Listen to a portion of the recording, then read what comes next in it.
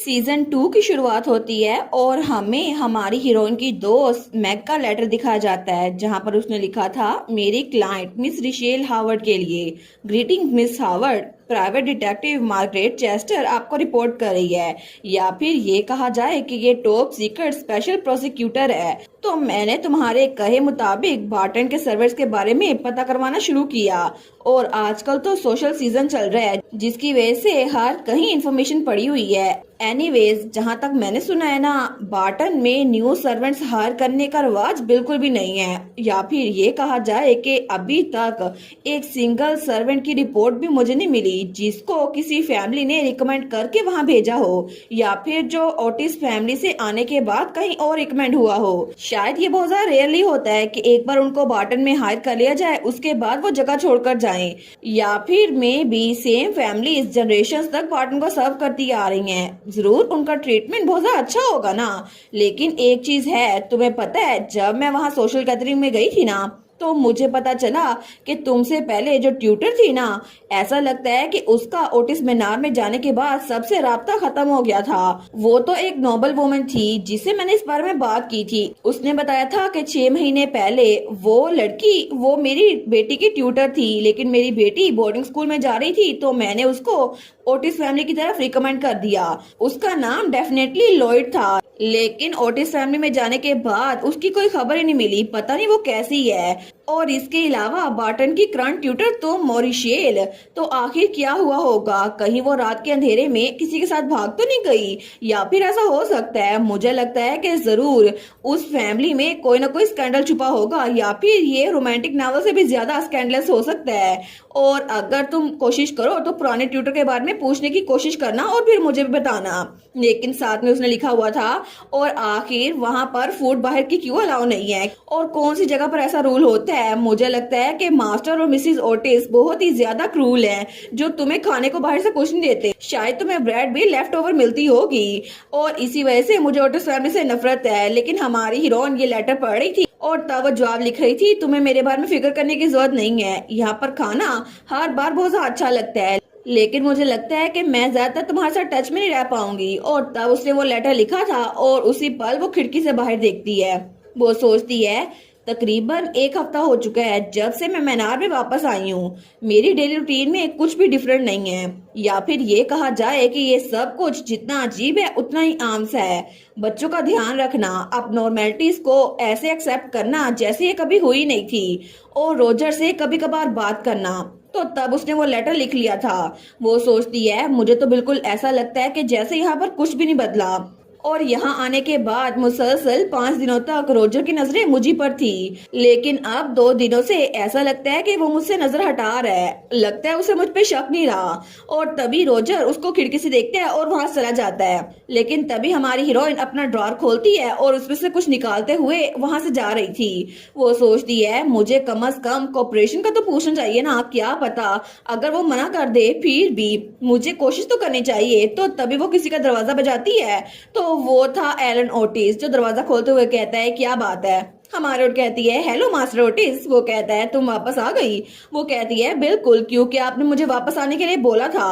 तो एलन उसको देखकर स्माइल करता है। वो कहता है पता नहीं तुम इतनी ओबीडिएंट कब से बन गई टीचर, लेकिन आज क्या बात है? वो कहती है मैं तो यहाँ पर आपको ये देने के लिए आई हूँ, और तभी वो उसको एक बोतल सी देती है। तो एलन कहता है आखिर ये क्या है? हमारे उन कहती है ये एक ऑइंटमेंट है। वो कहता है तुम्हें सच में लगता है कि मुझे इसके बारे में पता नहीं है? मैं पूछ रहा हूँ कि तुम मुझे ये दे क्यों रही हो? तो हमारी हीरोइन स्माइल करते हुए कहती है पिछली बार हमें बचाने की वजह से आपका हाथ जख्मी हो गया था, मैं पहले आपकी हेल्प नहीं कर पाई, इसी वजह से मैं आपके लिए ऑइंटमेंट लेकर आई हूँ, प्लीज इसको यूज कीजिएगा। तो वो उसको वापस देते हुए कहता है मेरा बाजू पहले हील हो चुका है, मुझे इसकी जरूरत नहीं है, इसको वापस ले जाओ। वो कहती है लेकिन मास्टर ओटिस, और तभी वो मुड़ने लगता है, लेकिन हमारी हीरोइन आगे बढ़ती है। वो कहती है 1 सेकंड रुको, और तभी उसने एलन का हाथ पकड़ लिया था। तो एलन पीछे देखता है। वो कहता है क्या तुमने मेरा हाथ क्यों पकड़ा है? लेकिन जैसे ही वो हमारी हीरोइन की तरफ देखता है जो कि बहुत ज्यादा सीरियस थी, और उसने वो बोतल एक बार फिर से उसको पकड़ा दी थी, तो तब हमारी हीरोइन उसको बोतल पकड़ाते हुए कहती है इससे आपके स्कार्स वो रिमूव हो जाएंगे, ये अच्छी मेडिसिन है। मैं सच में आपको ये देना चाहती थी मास्टर ओटिस, प्लीज इसे यूज करने से पहले इस पे इंस्ट्रक्शन पढ़ लीजिएगा। तो तभी वो उस बोतल की तरफ देखता है। वो कहता है ठीक है, मैं इसको पढ़ूंगा और यूज कर लूंगा, और उसके बाद उसने दरवाजा बंद कर लिया था। तो हमारी हीरोइन वहां से जाते हुए सोचती है अभी के लिए मैं बस यही कर सकती थी, लेकिन तब वो सोचती है चाहे मैं जितना मर्जी सोच लूं, मुझे लगता है कि मैनार के ट्रुथ को जानने का सिर्फ एक ही रास्ता है। सबसे पहली बात जो मुझे पता चली है कि एलन ओटिस वो रोजेस की तरह स्मेल नहीं करता, और दूसरी बात मुझे रोजर के ज्यादा करीब नहीं जाना। सिर्फ एलन ओटिस ने मुझे वार्न किया था कि मुझे रोजर के करीब नहीं जाना। और तीसरे नंबर पर एलन ओटिस फर्स्ट बोर्न है, जो कि ओटिस फैमिली और बर्टन का कर्ज लेके चल रहा है। तो तब वो सोचती है मे भी मुझे उससे कुछ इन्फॉर्मेशन मिल जाए, क्योंकि मास्टर ओटिस को जरूर इस बारे में पता होगा। लेकिन तब 3 दिन गुजर चुके थे और उसका कोई रिप्लाई नहीं आया था। चौथे दिन भी कोई रिप्लाई नहीं आया था, और 5वें दिन हमारी हीरोइन सोचती है क्या उसने सच में मुझे मना कर दिया।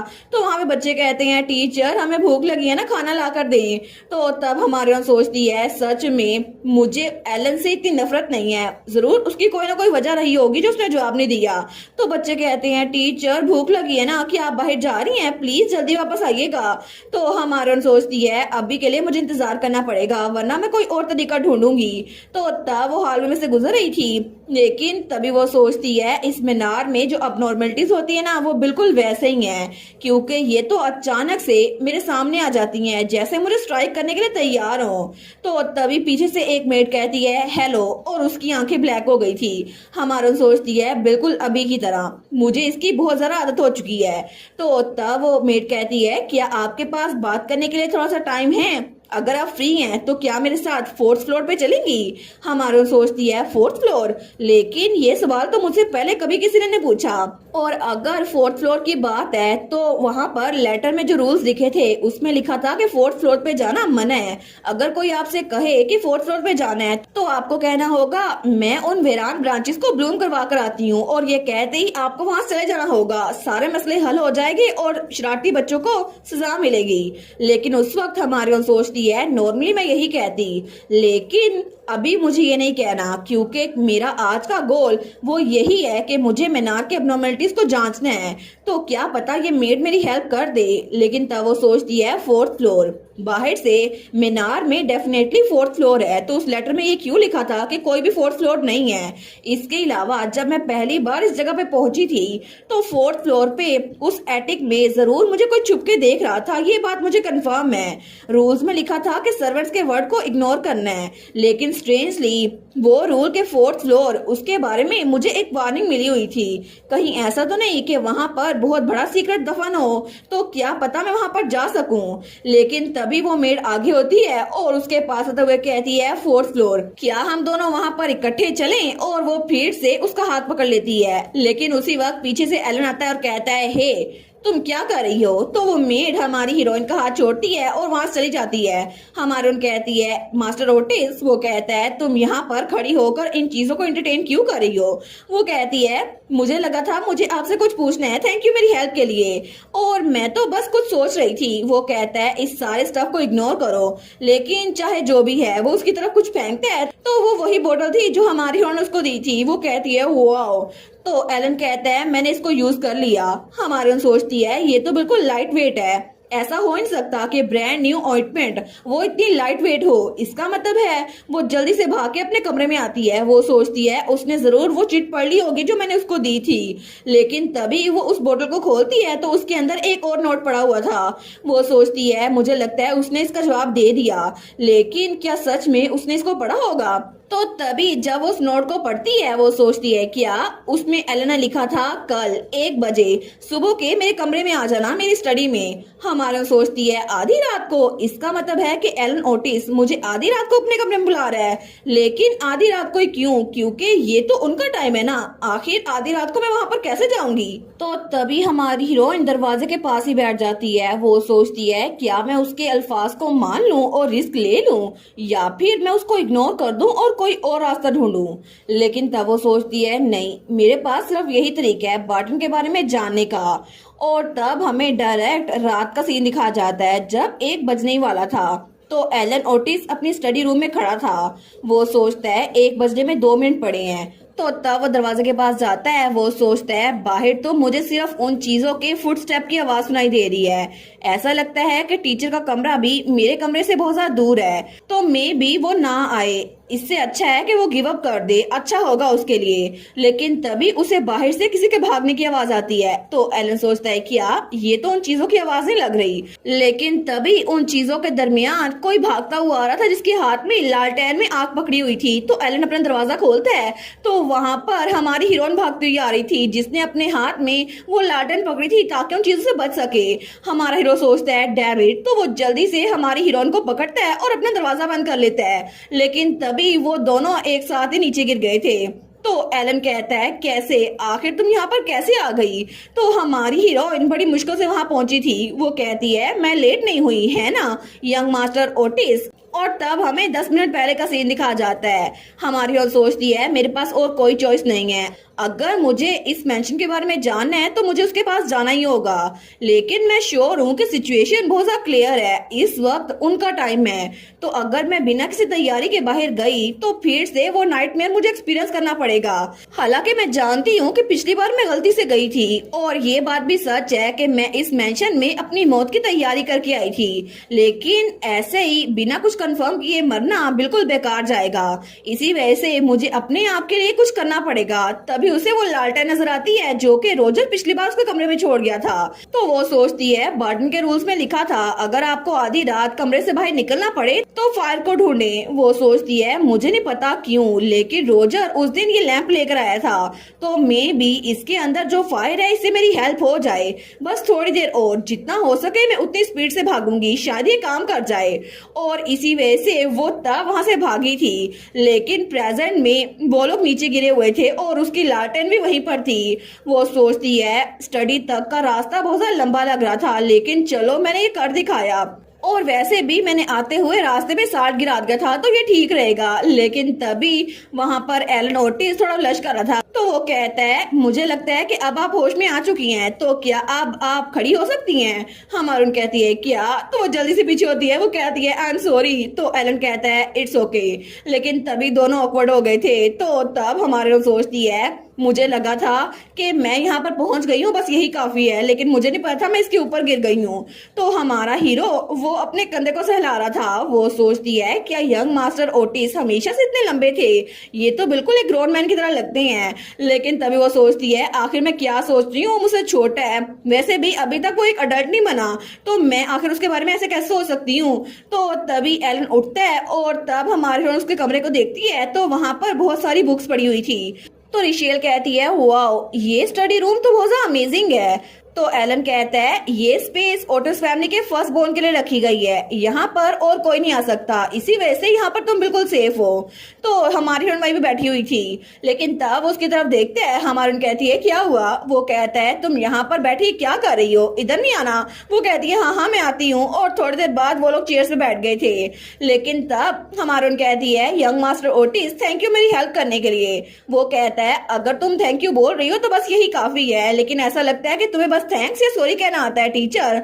हमारे सोचती है ये कितना बदतमीज है ना, एक एक बात मेरे सर पे रख के मारता है, लेकिन चलो खैर है, अभी ये मुझसे छोटा है तो मैं इसकी बात को इग्नोर कर दूंगी। तो तब हमारा एलन उसकी तरफ वो चिट बढ़ाते हुए कहता है मुझे इसे एक्सप्लेन करो, आखिर तुमने ये मुझे क्यों दिया था। हमारे सोचती है उस बोतल के अंदर मैंने ये चिट डाल के दी थी जिसमें लिखा था ऐसा लगता है कि रोजर्स मेरी मदर की डेथ के पीछे इन्वॉल्व है।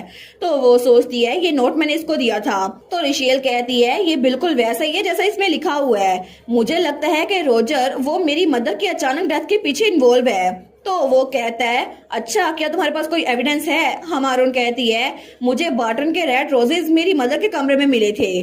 तो एलन ओटिस कहता है ठीक है आगे बताओ। और तब हमारी हीरोइन अपनी मदर के बारे में बता रही थी। वो कहती है मेरी मदर के साथ अजीब सी चीजें होना शुरू हो गई और मुझे लगता है कि रोजर इस सब में कनेक्टेड है। ऑनेस्टली मुझे लगता है सिर्फ उसी को पता था। तो वो कहता है आखिर तुम श्योर कैसे हो ये सब कुछ रोजर ने किया है। हमारून कहती है मैंने एक बार रोजर को अपनी और अपनी मदर के रिलेशनशिप के बारे में बताया था और हमारा मदर डॉटर का रिलेशनशिप इतना अच्छा नहीं था, लेकिन उसके कुछ अरसे बाद ही वो ब्लश करते हुए कहती है रोजर ने मुझे कन्फेस किया, उसने कहा कि अगर मैं उसके साथ रहूं तो वो मुझे दुनिया की हर एक चीज ला कर दे देगा। तो एलन की हंसी छूट गई थी। वो कहता है सच में कितनी बड़ी बकवास है। तो रिशेल कहती है इसी वजह से मुझे लगता है कि उसने मेरी वजह से मेरी मदर की जान ले ली। तो हमारे सोचती है इसके अलावा मैंशन में किसी और के पास ये पावर नहीं है कि वो मेरी मदर को ये लेटर भिजवा सके। तो हमारन कहती है क्या तुम्हें मेरी बात पे यकीन है? वो कहता है बिल्कुल, तुम्हारा गैस बिल्कुल ठीक है। तुम्हारी मदर की जान लेने वाला और कोई नहीं, रॉजर वाल्टर ही था। और अगर वो नहीं था तो कोई और ऐसा नहीं कर सकता, क्योंकि बार्टन ही इकलौती जगह है जहां पर ओटिस फैमिली के लिए हेल बना हुआ है। तो हमारन कहती है क्या? वो सोचती है इसका मतलब ये बिल्कुल सच था और वहां पर वो मोमबत्ती बिल्कुल बुझ रही थी। तो वो सोचती है रॉजर वाल्टर ने सच में मेरी मदर की जान ली। मुझे स्टार्ट में लगा था सिर्फ ये गलतफहमी हो सकती है, क्या पता ये सिर्फ मेरा ख्याल हो, लेकिन अब ये बात कंफर्म हो गई है और तभी वो मोमबत्ती बुझ गई थी। तो हमारी हीरोइन कहती है रॉजर वाल्टर वो असल में कोई आम सा प्राइवेट ट्यूटर नहीं है ना? तो मुझे बताओ एग्जैक्टली वो है क्या? तो एलन कुछ नहीं बोलता। हमारा कहती है क्या वो सच में एक इंसान है भी या फिर नहीं? तो एलन कहता है रोजर तुम्हें पसंद करने लग गया है, तो इसी वजह से बस ऐसे प्रिटेंड करो जैसे तुम इसके साथ अच्छे से रह रही हो, और जब तुम्हारा कॉन्ट्रैक्ट खत्म हो जाए तो यहाँ से निकल जाना। हमारी कहती है यंग मास्टर ओटिस। वो कहता है बार्टन रोजर की डोमेन भी है और एक तरह से उसकी शक्ल भी है। वो कभी भी इस जगह पर कॉन्ट्रैक्ट छोड़ के जाने वालों के पीछे नहीं जाएगा, और इसी वजह से अगर तुम्हारा कॉन्ट्रैक्ट खत्म हो गया तो तुम आजाद हो जाओगी। और उसने तुम्हारी मदर के साथ जो भी किया ये उसके लिए भी बर्डन होगा, लेकिन जिस वक्त तुम्हें सच का पता चला तो फिर तुम पीछे नहीं हट सकती। स्पेशली तुम्हारे लिए इस जगह से निकलना बहुत ज्यादा मुश्किल हो जाएगा, क्योंकि तुम भी ओटिस फैमिली के राज में शामिल हो जाओगी। और सबसे बड़ी बात रिशेल हावर्ड, क्या तुम इसको बर्दाश्त कर सकती हो? क्या तुम इस सच का पता कर सकती हो जिसको जानने के लिए तुम्हें इतनी ज्यादा क्यूरियोसिटी हो रही है? तो हमारे सोचती है ये सच, क्या सच में मैं इसको सुन सकती हूँ? लेकिन तब वो कहती है अगर मैं इसको बर्दाश्त ना भी कर पाई फिर भी पीछे हटने का कोई रास्ता नहीं है। आपको पहले पता है ना कि मेरी मदर गुजर चुकी हैं। तो एलन कहता है सिर्फ यहाँ पर आना ही बहुत ज्यादा डेंजरस था, क्या तुम्हें इस मैंशन से डर नहीं लगता? क्या हो अगर यहाँ पर ये राज पता करने के बाद तुम्हारी जान वो जरा खतरे में हो जाए? तो हमारी हिरण अपनी लिखी हुई चिट को पकड़ती है और उसको पढ़ने लगती है। तो वो सोचती है मुझे नहीं लगता कि मुझे बिल्कुल पछतावा होगा। तो वहाँ पर उसने अपनी मदर के बारे में लिखा था, लेकिन तब वो कहती है अभी तक मेरे पास पहले ही बहुत सारे पछतावे हैं और वो पछतावे रोज बरोज बढ़ते जा रहे हैं, जिसकी वजह से मैं मिजरी के दलदल में फंसती जा रही हूँ। अगर मैं अपनी सेफ्टी के लिए यहाँ से भाग भी गई फिर भी पूरी जिंदगी मुझे पछतावा रहेगा। मैं अपनी लाइफ ऐसे ही रेग्रेट्स में जीना नहीं चाहती। तो एलन कहता है कोई गारंटी नहीं है कि अगर तुम्हें ये राज पता चल गया फिर भी तुम बच पाओगी, क्योंकि अगर सिचुएशन ऐसी हुई कि तुम्हें पता है दरवाजे के पीछे कोई तुम्हें मारने के लिए खड़ा है फिर भी तुम अपनी जान ना बचा पाई तो फिर? तो हमारी हीरोइन वो कहती है लेकिन मेरे पास जो पछतावे हैं वो उससे भी ज्यादा बड़े हैं। मुझे लगा था कि मैं अपनी मदर के साथ अपना रिलेशनशिप अच्छा कर लूंगी और शायद मैं मिस्टर टेलप को भी कुछ किक लगा सकती, हालांकि उससे अपने पैसे भी वापस ले सकती, लेकिन ये सब कुछ नहीं हुआ। मुझे लगा था कि मैं अपने आप को बचा पाऊंगी, लेकिन मैं अपने आप को भी बचा नहीं पाई। ये सब कुछ मेरे साथ हुआ, मुझे सबका बहुत ज्यादा पछतावा है, लेकिन इन पछतावों का ये मतलब नहीं है कि मैं अभी सच से भागूंगी। मुझे ये पता करना है। वो सोचती है वैसे भी इस सब से भागकर कुछ हासिल नहीं होगा, मुझे मसले का हल ढूंढना पड़ेगा। मुझे बहुत ज्यादा देर से रियलाइज हुआ, लेकिन तब वो कहती है मेरी इकलौती फैमिली अब इस दुनिया में नहीं है, तो एटलीस्ट मुझे पता होना चाहिए ना कि आखिर उनकी जान किसने ली। तो वो कहता है तुम बिल्कुल भी गलत नहीं हो। ठीक है मैं तुम्हें बता देता हूँ। एग्जैक्टली मुझे भी नहीं पता कि रॉजर वाल्टर आखिर है क्या चीज, लेकिन मैंने अपने प्रीवियस लीडर से सुना था कि वो एक डीमन है जिसको ह्यूमन डिजायर की वजह से बनाया गया है और इंसानों की डिजायर ने उसको पैदा किया है। वो बास्टर्ड कभी कभार ही अपने बारे में बात करता है, इसी वजह से हम बता नहीं सकते कि वो आखिर है क्या। लेकिन मैंने ये सब कुछ अपने फादर से सुना था और मेरे फादर ने शायद अपने फादर से सुना था, और इसी तरह ये बात जनरेशन से चलती आ रही है। इसी वजह से हम एक्यूरेट नहीं है। क्या तुम समझ सकती हो? हमारी उन कहती है कुछ भी चलेगा, मुझे प्लीज बताएं आखिर वो है क्या। तो एलन कहता है ये सब कुछ स्टार्ट हुआ नील ओटिस से, जो कि ओटिस फैमिली का फाउंडिंग हेड था। हमें बताया गया था कि ओटिस फैमिली वो पहले बहुत ज्यादा अमीर थी, लेकिन नील ओटिस और उसके भाई के होते हुए वो लोग बहुत ज्यादा गरीब हो गए, और उनके पेरेंट्स के मरने के बाद नील ओटिस तो सड़कों पर आ गया था। लेकिन एक दिन अचानक से एक एक्सेप्शनली ब्यूटीफुल मैन उसके सामने अपेयर हुआ।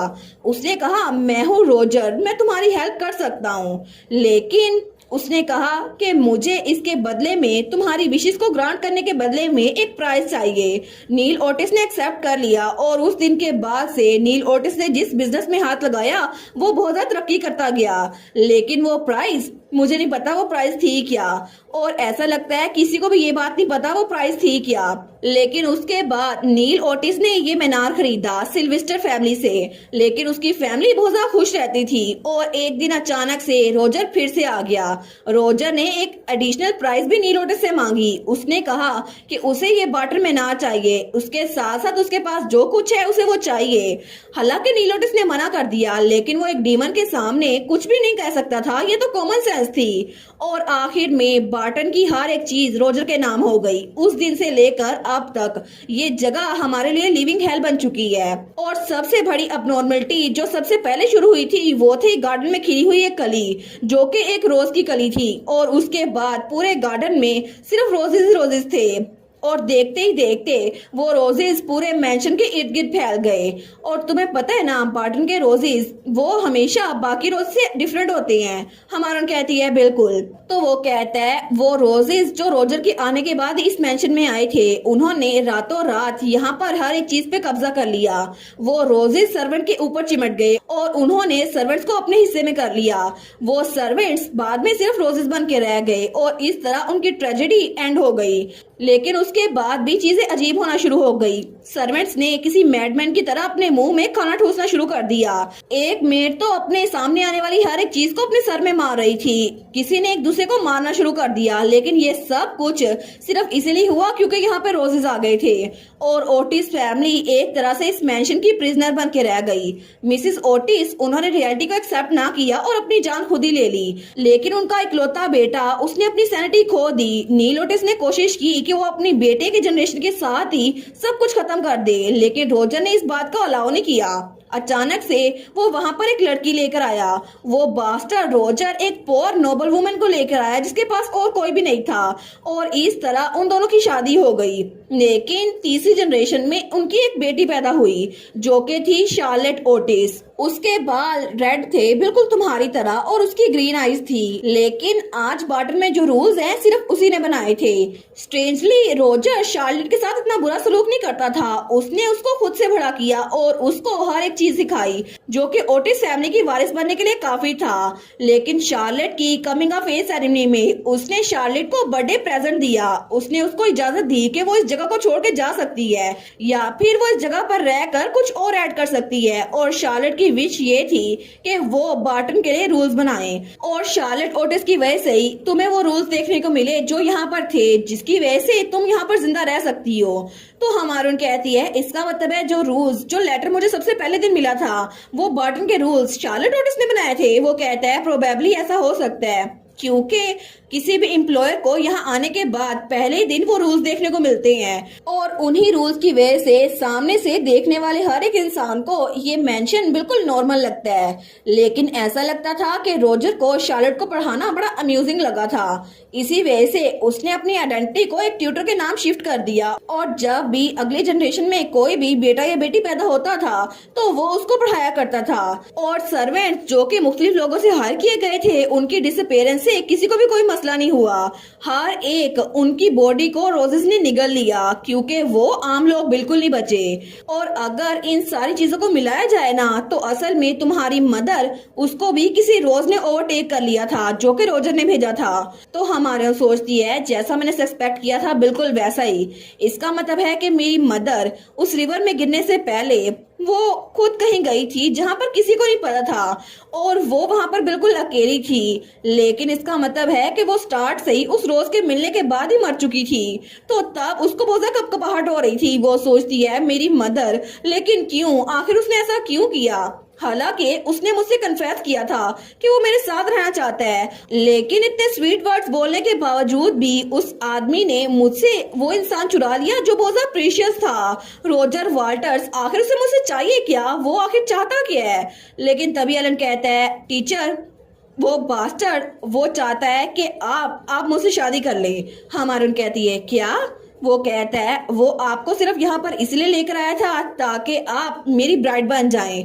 हमारून कहती है लेकिन क्यों, आखिर तुम ऐसा क्यों कह रहे हो? वो कहता है मैंने बगावत की थी। मैंने कहा था कि मैं हाई सोसाइटी में नहीं जाऊंगा। इसी वजह से उसने सोसाइटी में एंटर होने से पहले ही मेरे लिए ब्राइड ढूंढना शुरू कर दी, क्योंकि मेरी कोई डिजायर नहीं है कि मैं अपनी ओटिस ब्लड लाइन को आगे बढ़ाऊं, क्योंकि अगर मेरे बच्चे हुए तो उनकी किस्मत भी बिल्कुल वैसी होगी जैसी मेरी थी। इसी वजह से उसी दिन के बाद से रोजर ने प्राइवेट ट्यूटर्स को हायर करना शुरू कर दिया जो इस मेंशन में आती थी। वो चुन चुन के डिसेंट फैमिलीज की नोबल वुमेन को हायर करता था जिनको पैसों की बहुत ज्यादा जरूरत होती थी। इसी वजह से दूसरे लफ्जों में कहा जाए तो वो मेरे लिए एक ब्राइड ढूंढ रहा था, क्योंकि मैंने अपनी जनरेशन को बढ़ाने से मना कर दिया था। इसी वजह से वो ब्राइड को ढूंढकर खुद यहाँ पर लेकर आ रहा था ताकि मैं उससे शादी कर सकूं, क्योंकि मैंने हाई सोसाइटी में जाने से मना कर दिया था। हमारे सोचती है क्या रोजर वाटर चाहता था कि मैं एलन ओटिस से शादी कर लूं? वो कहता है सारी की सारी ट्यूटर्स जिसको उसने हायर किया था उन सब में से रोजर आपको सबसे ज्यादा पसंद करता था। शायद यही वजह थी कि आप अभी तक जिंदा बची हुई हैं। तो हमारा सोचती है उसने मुझे काइंडनेस दिखाई, उसने अपनी फीलिंग मेरे लिए कन्फेस की। मुझे लगा था कि शायद वो मुझे पसंद करता है, लेकिन स्टार्ट से इसका कोई मतलब नहीं था। इसका मतलब था कि स्टार्ट से मैं उसके लिए बिल्कुल एक खिलौना थी जिसको वो जब चाहे धोखा दे सके। मैंने उस पर ट्रस्ट किया था, मैं उसकी शुक्रगुजार थी, लेकिन उसने ये सब कुछ जानबूझ के किया। उसने ये सब कुछ सिर्फ इसीलिए किया ताकि मैं अपनी मदर से दूर हो जाऊं, और उसके बाद उसने मेरी मदर की जान ले ली। अब मैं समझ सकती हूँ, उसने मेरी मदर की जान इसीलिए ली क्योंकि मेरी फैमिली में और कोई नहीं बचा, और जब तक मेरी मदर जिंदा थी मैं कभी भी बार्टन में ना रुकती। चाहे मुझे जितने मर्जी पैसों की जरूरत होती, मैं कभी भी एलन ओटिस से शादी ना करती। तो इसका मतलब है उसने मेरी मदर की जान सिर्फ इसलिए की ताकि मैं इस मीनार में रहकर एलन ओटिस से शादी करूं और इसकी जनरेशन को आगे बढ़ाऊं। लेकिन उसने ये सब कुछ सिर्फ इसलिए किया ताकि मैं एलन ओटिस से शादी कर सकूं। आखिर क्यों? उसने मेरी मदर की जान इसी वजह से क्यों ली? उसने मुझे यहाँ पर कैद करने के लिए मेरी मदर को मार दिया। आखिर वो इतना कैसे गिर सकता है? तो रिशेल तो बहुत ही ज्यादा शॉक हो गई थी। वो सोचती है ये सब कुछ मेरी वजह से हुआ। हालांकि मैं अपने आप को ब्लेम करना नहीं चाहती, लेकिन ये सब कुछ सिर्फ मेरी वजह से हुआ था, क्योंकि मैं इस मेंशन में आई थी और मैंने अपनी मदर के बारे में, अपने रिलेशनशिप के बारे में अपनी कमजोरी उसको बताई थी। सिर्फ उसी छोटी सी गलती की वजह से जो प्राइस मेरी चॉइस की थी वो थी मेरी मदर को मर्डर करना।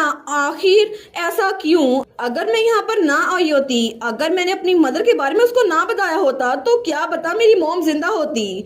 तो तभी एलन उसका हाथ पकड़ता है। वो कहता है मुझे पता है कि आप क्या सोच रही हैं, लेकिन आपकी मदर की डेथ आपकी गलती नहीं है। हमारी उन कहती है नहीं, मैं रिस्पॉन्सिबल हूँ।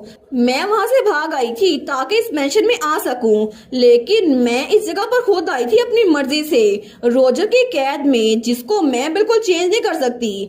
तो एलन कहता है अब इस सारी चीजों को डिस्कस करने का क्या फायदा?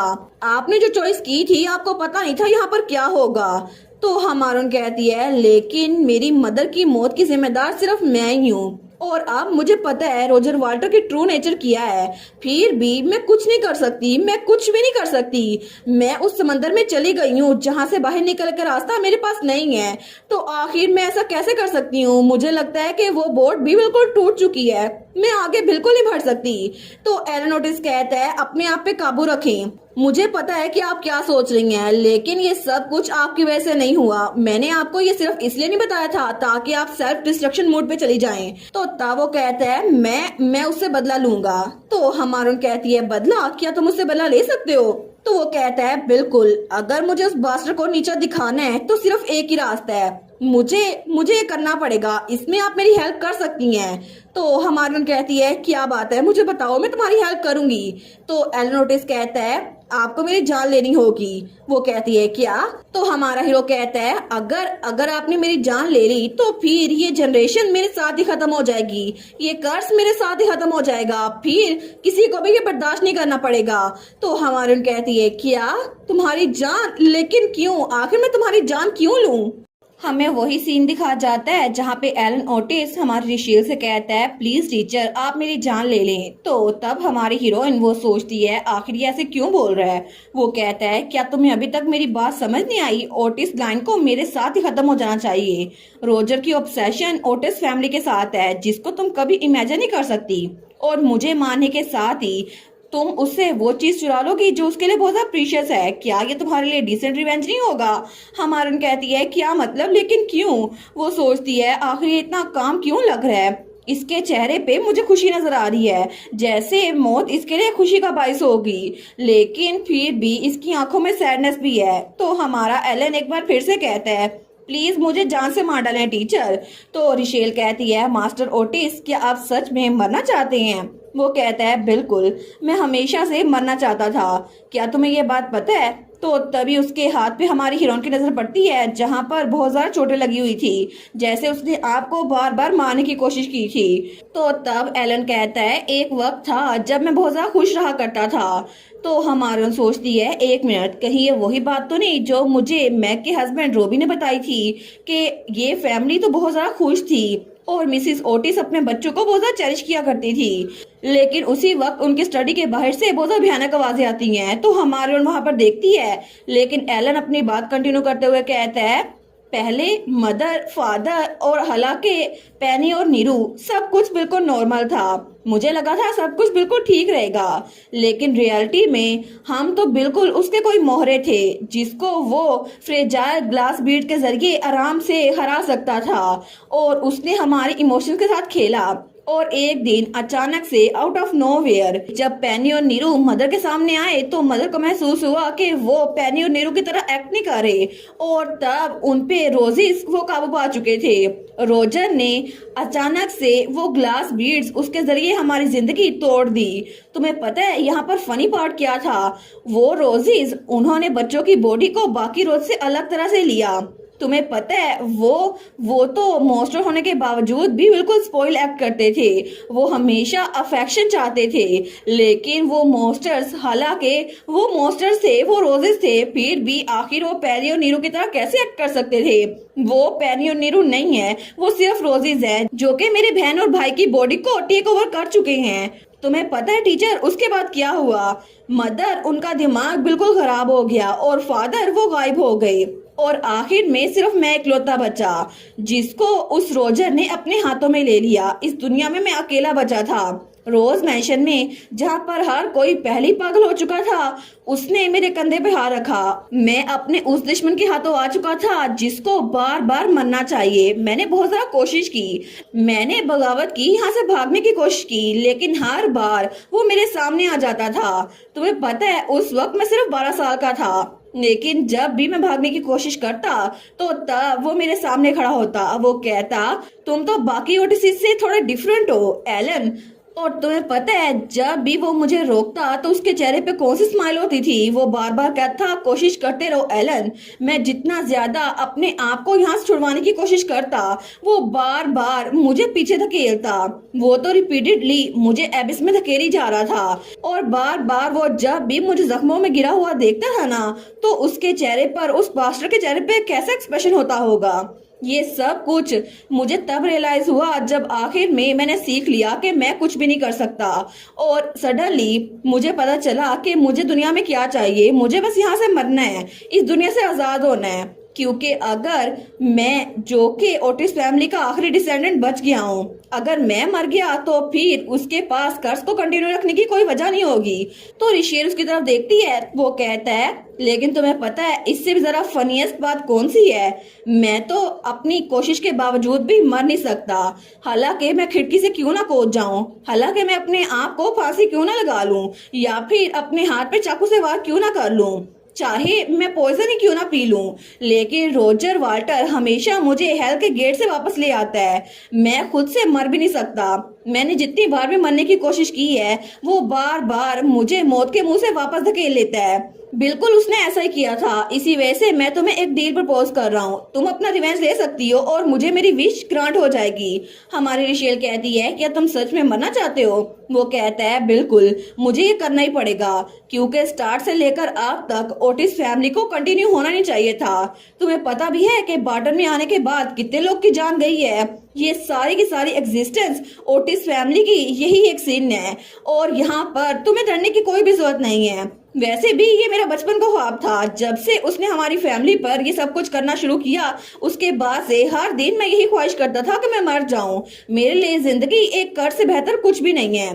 मैंने पता नहीं कितनी बार अपने आप को मारने की कोशिश की और अब तो मैंने गिनती भी छोड़ दी है, लेकिन तुम्हें पता है तुम्हारे सामने जो चल रही है वो सिर्फ एक वॉकिंग कॉर्प्स है। मैं सच में अंदर से मर चुका हूँ। तो तब हमारी हीरोइन उसको देखती है, वो चिल्ला कहता है तुम हिचकिचा क्यों रही हो, जरा गौर से सोचो। तुमने कहा था तुम्हें अपनी मदर की डेथ का बदला लेना है ना? तो फिर मैं इसकी वजह हूँ कि तुम बॉटल में आई थी। तुम्हें मुझसे नफरत होनी चाहिए है ना, लेकिन फिर भी तुम मुझे मारने के लिए इतना हिचकिचा क्यों रही हो? तुम्हें मुझे मार देना चाहिए। रिशेल कहती है मास्टर ओटिस। वो कहता है अच्छा तो तुम्हें रोजर से डर लग रहा है, फिक्र मत करो, अगर तुमने मुझे मार दिया तो रोजर के पास कोई पावर नहीं बचेगी, क्योंकि रोजर का कॉन्ट्रैक्ट ओटिस फैमिली के साथ था और मेरे मरने के साथ ही वो कॉन्ट्रैक्ट खत्म हो जाएगा। लेकिन अगर तुमने मुझे मार दिया तुम्हारे लिए कोई खतरा नहीं बचेगा। तो रिशेल कहती है मास्टर ओटिस। वो कहता है प्लीज, मैंने इस दिन का बहुत बेसब्री से इंतजार किया है, प्लीज मुझे सहारा दो, मुझे मार डालो, मैं सिर्फ तुम्हारे हाथों से मर सकता हूँ। तो रिशेल जब उसको देखती है तो एलन उसको बिल्कुल 12 साल का बच्चा नजर आ रहा था, जो कि उससे अपने आप को मारने की ख्वाहिश जाहिर कर रहा था। तो वो कहता है तुम बस इसको ऐसा समझो जैसे मैंने तुम्हें खुद कहा हो कि मेरी जान लो, ये खुदकुशी के बराबर है, तुम्हें गिल्टी फील होने की जरूरत नहीं है, क्योंकि तुम्हारे अलावा कोई भी मुझे जान से नहीं मार सकता, प्लीज मैं तुमसे भीख मांगता हूँ। तो हमारी रिशेल उसका हाथ पकड़ लेती है। तो एलन कहता है टीचर आखिर तुम ये क्या कर रही हो? तो हमारी रिशेल उसको चेयर पे बिठाते हुए कहती है आपने ये खुद कहा था ना मास्टर ओटिस के पास्ट के बारे में, कास्ट पे इतना सारा फोकस करने की क्या जरूरत है? तो तब उसकी तरफ देखते हैं, हमारन कहती है आपने बिल्कुल ठीक कहा था। और तब वो स्माइल करते हुए कहती है आई एम सॉरी, मुझे लगता है कि इस वक्त हम दोनों को ही अपने आप को ब्लेम कर देना बंद करना चाहिए, क्योंकि अगर हमें जिंदा रहना है ना और जिंदगी में आगे बढ़ना है तो हमें सबसे पहले अपने आप पे गुस्सा कम करना चाहिए, क्योंकि ये सब कुछ हमारी वजह से नहीं हुआ था। तो एलन कहता है क्या? वो कहती है उस वक्त हमारे पास जो चॉइस थी हमने बस वही की। वो दिल में सोचती है मैं भी उस वक्त अपनी मदर से लड़ना नहीं चाहती थी, लेकिन उस वक्त मेरे लिए वही बेस्ट था। हालांकि अगर मैं 100 बार भी ऐसा करना चाहूँ फिर भी ये सब कुछ चेंज नहीं हो सकता, लेकिन जरूरी ये है कि वो लोग जो हमें उस पास से निकाल देते हैं। तो एलन उसकी तरफ हैरान होकर देखते हैं। तो वो सोचती है इस खतरनाक मीनार में एलन ओटिस एक ऐसा लड़का जो 12 साल की उम्र से लेकर अब तक तकरीबन 6 सालों तक अपने आप को बार बार मारने की कोशिश कर रहा था, क्योंकि ये जगह उसके लिए हेल्थ से कम नहीं थी। तो वो दिल में सोचती है एटलीस्ट मैं अभी के लिए से कुछ कह सकती हूँ। वो कहती है मैं भी रोजर पर रिवेंज लूंगी, मैं बार्टन को लूंगी और फिर ओटिस फैमिली को उससे दूर कर दूंगी। तो तब वो कहता है अच्छा तो फिर हमारून कहती है लेकिन मेरी कोई इंटेंशन नहीं है कि आपकी जान लेने में आपकी हेल्प करूं। तो हमारा हीरो कहता है क्या तुम मेरी जान नहीं लोगी? वो कहती है ऑब्वियसली नहीं, क्योंकि मुझे लगता है कि आपको जिंदा रहने का हक है और मैं इसके बदले में आपसे ये पूछना चाहती हूँ कि आखिर रोजर वाल्टर और ओटिस फैमिली के दरमियान कॉन्ट्रैक्ट को टर्मिनेट करने का क्या तरीका है?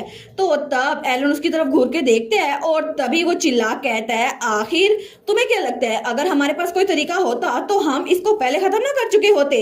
हमारन कहती है नहीं, कोई भी कॉन्ट्रैक्ट परफेक्ट नहीं होता, जरूर इसमें कोई ना कोई लूप होल होगा। वो कहता है नहीं इसमें कोई भी नहीं है, मैंने तुम्हें बताया था ना रोजर कोई आम सा इंसान नहीं है, वो पता नहीं क्या है, वो कितनी सदियों से जिंदा है हमें खुद नहीं पता। क्या मैं तुम्हें बताया नहीं था कि इस कॉन्ट्रैक्ट को तोड़ने का सिर्फ एक ही तरीका है कि डायरेक्ट डिसेंडेंट को मार दिया जाए। तो तब वो सोचती है आखिर ये क्या, ये फीलिंग ये मेरी आंखों में तब देख रहा था जब इसने कहा था ये मरना चाहता है, लेकिन अभी ये मेरी आंखों को अवॉइड कर रहा है। फिर भी मुझे लगता है मुझे काफी सारी बातों का पता नहीं है, मुझे लगता है कोई ना कोई रास्ता होगा। तो तब वो एलन के सामने चेयर पे बैठ गई थी। वो सोचती है मुझे इसको जल्दी नहीं करवानी, जब तक मास्टर ओटिस वो अपने आप अपने मसलों को हल नहीं कर लेते मुझे जल्दी नहीं करनी होगी। तो वो कहता है तुम्हें क्या लगता है कि अगर तुम इंतजार करती रहोगी तो फिर क्या होगा? अपने आप को मत थकाओ टीचर, कुछ भी हो जाए उसके सामने हम कुछ नहीं कर सकते। हमारी हीरोइन कहती है अगर सच में कोई रास्ता नहीं है तो मैं कोई और रास्ता ढूंढूंगी। वो कहता है सक्सेस का कोई चांस नहीं है। हमारी कहती है इससे फर्क नहीं पड़ता, अगर एक भी तरीका है तो मैं उसके साथ चिपकी रहूंगी। तो एलन चिल्लाते हुए कहता है तुम्हें सिर्फ उससे रिवेंज चाहिए, सिर्फ तुम इसलिए ये सब कुछ कर रही हो। तो हमारी कहती है बिल्कुल नहीं, अगर रिवेंज मेरा गोल होता तो मैं बार्टन का सच कभी पता न करवाती, क्योंकि मैं सच में अगर रोजर की बैड साइड पर आ गई तो फिर से मेरे साथ वही होगा जो पहले हुआ था। जैसे मेरी मदर मुझसे दूर हो गई वैसे मुझसे कोई जरा प्रीशियस इंसान मुझसे दूर हो जाएगा। लेकिन आपने खुद कहा था ना मास्टर ओटिस कि आप नहीं चाहते कि जिस चीज से आप गुजरे हैं कोई और गुजरे। बिल्कुल मुझे भी ऐसा लगता है, मैं सच में चाहती हूँ कि जो कुछ मेरे साथ हुआ ना किसी और के साथ ना हो। इसी वजह से मैं चाहती हूँ कि आप बार्टन को छोड़कर अपनी जिंदगी आराम से गुजारें। वो कहता है क्या अपनी जिंदगी गुजारूं? तुम चाहती हो कि मैं अपनी जिंदगी गुजारूं? मतलब क्या मुझे जीने का हक है? हमारी हीरोइन कहती है बिल्कुल आपको हक है। तो एलन कहता है लेकिन मेरे पास कुछ भी नहीं है, ना ही फैमिली, ना ही दोस्त, ना ही कोई गोल्स। मेरे पास तो कोई वजह नहीं है जिंदा रहने की, तो आखिर मैं जिंदा क्यों रहूं? वो कहता है इसके अलावा इस वक्त मैं सांस ले रहा हूँ, मेरे लिए ये बहुत ज्यादा है। हर सुबह जब मैं अपनी आंखें खोलता हूँ तो मुझे लगता है कि मुझे मर जाना चाहिए। आखिर इस कर्ज के साथ जिंदा रहने का क्या ही फायदा है, क्योंकि अगर मैं मर गया तो सब कुछ ठीक हो जाएगा। लेकिन रेशेल उसका हाथ पकड़ते हुए कहती है बिल्कुल नहीं, आपको ऐसा नहीं सोचना चाहिए। तो वो कहती है मास्टर एलन। एलन कहता है अगर तुम मुझे लेक्चर देने वाली हो। वो कहती है नहीं, मैं आपको लेक्चर नहीं दे रही, मुझे भी बिल्कुल ऐसा ही लगता था। वो कहता है क्या? हमारून कहती है एक वक्त था जब सुबह उठते हुए मुझे भी यही लगता था कि मेरी जिंदगी मौत से भी ज्यादा बदतर है, क्योंकि उस वक्त मेरी लाइफ बहुत ज्यादा बुरी थी। मुझे लगता था कि अगर मैं मर जाऊं तो फिर ही सब कुछ अच्छा हो जाएगा, लेकिन मुझे अब बिल्कुल भी ऐसा नहीं लगता, क्योंकि मेरे पास जीने की थोड़ी सी वजह आ चुकी हैं। तो तब एलन उसकी तरफ देखता है। वो कहता है कैसे? तुम्हें कौन सी वजह मिली? वो कहती है क्योंकि कुछ लोग थे जो मेरे लिए बहुत ज्यादा प्रीशियस थे, जिन्होंने मेरी हेल्प की। वो सोचती है जिस दिन मैंने अपने आप को किनारे में फेंकने की कोशिश की थी ना, उसी दिन मेरी दोस्त ने मुझे डिजर्ट की ट्रीट दी थी और उस वक्त मुझे बहुत ज्यादा अच्छा लगा था। और जब मैं ऐसे ही गलियों में एमलेसली फिर रही थी ना अपनी मदद से फाइट करने के बाद, तो तब मैं एक रेस्टोरेंट में गई थी और उस रेस्टोरेंट की डिश बहुत ज्यादा डिलीशियस थी, और इसीलिए छोटी छोटी खुशियां मेरे लिए बहुत ज्यादा इंपॉर्टेंट बनती गई, और इन्हीं खुशियों की वजह से मेरी जिंदगी थोड़ी अच्छी बन गई। मैंने कभी रियलाइज नहीं किया था, लेकिन बाद में मुझे पता चला कि हमेशा खुश रहना भी इतना जरूरी नहीं होता, क्योंकि अगर मैं खो भी जाऊं तो ये छोटी छोटी खुशियां मुझे कहीं ना कहीं ले जाएंगी। इसी वजह से मुझे ये बहुत अच्छा लगा अपनी लाइफ को अपने थोड़ा करीब आते हुए देखना, और लाइफ का टेम्परेचर, क्योंकि कुछ लोग मुझे अपनी तरफ खींच रहे थे और जिंदा रहने के लिए बस यही जरूरी था। तो रिशेल एलन का हाथ पकड़ते हुए कहती है जैसे आपने कई बार मेरी हेल्प की थी ना, बिल्कुल वैसे ही मैं आपका हाथ लेकर आपको बटन से बाहर निकालना चाहती हूँ। मैं आपको दिखाना चाहती हूँ कि दुनिया में कितनी सारी चीजें हैं, आपको बस अपनी जिंदगी को एंजॉय करना है, और रोजर ने आपसे जो खुशियां चुरा ली है ना, आपको उन्हें वापस लेना है। और ओटिस फैमिली की ट्रेजेडी आपकी वजह से बिल्कुल नहीं हुई, मेरी मदर की डेथ उसकी गलती भी आप पे नहीं है। तो हम लोग जिंदा रहने की कोशिश करते हैं, क्योंकि मैं सच में जिंदा रहना चाहती हूँ, और मैं चाहती हूँ कि आप भी जिंदा रहें। तो हमारे हीरो उसकी तरफ देखता है। वो कहता है लेकिन क्यों? आखिर तुम इतनी ज्यादा हेल्प मेरी क्यों करोगी? मेरी तो इतनी वैल्यू भी नहीं है कि तुम उसके लिए अपनी जान वो रिस्क में डालो। वो कहती है आखिर ये वैल्यू डिसाइड करने वाला कौन है, मास्टर एलन? वो कहता है लेकिन तुम्हें मेरी कोई भी जरूरत नहीं है, आखिर तुम मेरी हेल्प क्यों करोगी? वो कहती है आपने मेरी इतनी बार हेल्प की थी, जब मुझे जुकाम हुआ था आपने मुझे दवाई दी थी, इसके अलावा जब हम शेफ के सामने गए थे तब भी आपने मेरी जान बचाई थी। वो कहता है वो तो इसलिए क्योंकि मैं नहीं चाहता इस मीनार में और लोग मरे।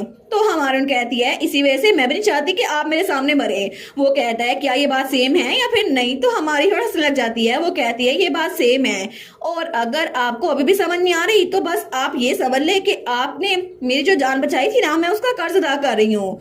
तो वो कहता है इसका कर्ज ये तुम्हारी जान होगी टीचर, क्योंकि ये बहुत ज्यादा एक्सपेंसिव है। तो हमारी रिशेल कहती है ठीक है, मैं अपनी जान जोखिम में डालने के लिए तैयार हूँ, लेकिन क्या कोई और चीज है जो कि मुझे बटन के बारे में पता नहीं है?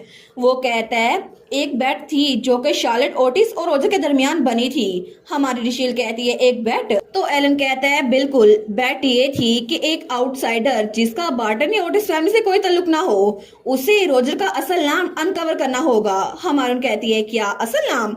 तो वो कहता है बिल्कुल, शार्लेट ओटिस के साथ रोजर ने प्रॉमिस किया था कि अगर किसी ने भी रोजर का असली नाम गैस कर लिया तो फिर वो बटन को छोड़ के चला जाएगा और कभी वापस नहीं आएगा। हमारा सोचती है ये कितनी अजीब सी बेट है, लेकिन फिर भी सरप्राइजिंग चीज ये है कि रोजर का कोई और नाम भी है। हमारून कहती है क्या रोजर उसका असली नाम नहीं था, मतलब उसका कोई रियल नेम और भी है? तो एलन कहता है मुझे इसके बारे में खुद नहीं पता। तो हमारून सोचती है रोजर और शार्लेट ओटिस के दरमियान एक बेट लगी थी, लेकिन ऐसा लगता है कि रोजर की ऑब्सेशन ओटिस फैमिली के साथ बहुत ही ज्यादा बढ़ी है और वो इस बेट के लिए तैयार हो गया, जिसका मतलब था कि अभी तक कोई भी इस बेट को जीत नहीं पाया। तो एलन कहता है 100 सालों से लेकर अब तक कोई भी उसका असल नाम पता नहीं कर पाया और बार्टन फैमिली में आने वाले चंद एक दो सर्वेंट्स उनमें से भी कोई ये नाम पता नहीं कर पाया। इसके अलावा शार्लेट ओटिस ने पीछे कोई हिंट भी नहीं छोड़ा और मुझे लगता है कि इसको पता करना बहुत ज्यादा मुश्किल होगा। तो हमारन कहती है क्या शार्लेट ओटिस? वो सोचती है 1 मिनट, शार्लेट ओटिस ये तो वही थी ना जिसने वो लेटर में उन रूल्स को लिखा था ताकि इस फैमिली में आने वाला कोई भी एम्प्लॉयर उन रूल्स को पढ़कर और उस पर अमल करके जिंदा रह सके। लेकिन मुझे लगता है कि वो बहुत ज्यादा वाइज थी और वो सिचुएशन को जज कर सकती थी। इसका मतलब है कि उसने उस लेटर में जो रूल्स लिखे थे जरूर उनमें से कोई ना कोई हिंट होगा। मुझे लगता है हम कोई चीज छोड़ रहे हैं और अगर हमें वो हिंट मिल गया तो मे भी हम लोग जिंदा रह सकते हैं। हमारी रिशेल एलन से कहती है मास्टर ओटिस क्या आपने बाय एनी चांस उस लेटर को पढ़ा है जिसमें रूल्स लिखे हुए हैं? तो एलन कहता है नहीं, मैंने कभी भी ऐसा कोई लेटर नहीं देखा। वो कहती है ये कितना अजीब है, आपने इसको कभी नहीं देखा, मुझे लगा था आपको पता होगा। तो एलन कहता है मैंने सुना था कि जो लोग नए नए इस मीनार में आते हैं उनको एक लेटर मिलता है लेकिन मैंने कभी उसको खुद से नहीं पढ़ा। तो तब वो उसको कुछ पेन और पेपर देता है तो हमारी कहती है मैं लिख के बताती हूँ। तो तभी वहां पर लिखने लगती है और उसने हर एक रूल वहां पर बिल्कुल वैसे लिख दिया था जैसे उसने पढ़ा था बिना कोई चीज मिस किए और ये सब कुछ हमारी रिशेल ने याद कर रखा था। तो एलन कहता है मुझे लगा ही था कि तुम बहुत सारी चीजों में एक्स्ट्रा ऑर्डिनरी हो लेकिन सच में तुम तो मेरी एक्सपेक्टेशन से बढ़कर निकली हो टीचर। तो हमारी स्माइल करती है, वो कहती है मैं कोई भी चीज एक बार पढ़ लूं मुझे भूलती नहीं है और इसी वजह से मैं इतना तो कर ही सकती हूँ। लेकिन क्या आपने इसको पढ़ा है? वो कहता है ये सारे रूल्स ये मैं जानता था लेकिन मैंने कभी ये लेटर नहीं पढ़ा। इस लेटर को मैं आज तुम्हारे सामने पहली बार देख रहा हूँ। और वहाँ पे हमारी हीरोइन ने सारे के सारे रूल्स लिख दिए थे जो कि बार्टन के रूल्स थे जिसे पहली बार शार्लेट ओटिस ने लिखा था ताकि सब लोग वहाँ पे सेफ रह सके। तो एलन कहता है अच्छा तो इसमें ये सब कुछ लिखा है लेकिन मुझे लगता है हमें यहाँ से कोई हिंट मिल जाएगा। ये सारे के सारे लेटर पहली बार जब भी कोई सर्वेंट आता है तो उसको मिलता है लेकिन मैंने ये लेटर पहले इसलिए नहीं देखा क्योंकि रोजर पहले ही मुझे ये सारे रूल्स बता चुका है कि मुझे इन्हें फॉलो करना होगा। तो तब उसने वो लेटर पकड़ा था उसको पढ़ा था। हमारे उसके हाथ पे हाथ रखती है तो एलन थोड़ा सा ब्लश करता है। वो कहता है ठीक है हम ढूंढते हैं कोई हिंट। लेकिन वो सारे उन लेटर में कोई ना कोई हिंट ढूंढ रहे थे। वो कहता है कुछ भी अजीब नहीं लग रहा हालांकि मैं इसको सारा देख भी चुका हूँ। हमारन कहती है कोई ना कोई चीज होगी, ऐसा हो नहीं सकता कि शार्लेट ओटिस ने कोई हिंट ना छोड़ा हो। लेकिन वो है क्या चीज? मुझे लगता है मैं कोई ना कोई चीज मिस कर रही हूँ। और वहां पर सारे के सारे रूल्स थे लेकिन तभी वहां एलन के पास इंक पड़ी थी तो उसके कुछ डॉट्स नीचे गिरते हैं। वो कहता है सॉरी टीचर मेरा हाथ फिसल गया, गलती से मेरे हाथ से गिर गई। लेकिन तभी हमारी हीरोइन वहां पर देखती है। वो कहती है 1 मिनट मास्टर एलन हिलिएगा मत। तो एलन कहता है 1 मिनट ये तो मिट ही नहीं रहे लेकिन क्या बात है। हमारन कहती है ये डॉट्स मुझे इन्हें कनेक्ट करने दे। लेकिन तभी वो डॉट्स को मिलाती है तो वहां पर एक और चीज बन रही थी। हमारा हीरो कहता है तुम कर क्या रही हो? वो कहती है जब मैंने पहले बार इस लेटर को देखा था तो कुछ कंटेंट्स पे मैंने फोकस नहीं किया था। ऐसा लगता है कि लेटर के ऊपर कुछ डॉट्स छुपे हुए थे जिनको मिलाने से कुछ लफ्ज बनते हैं।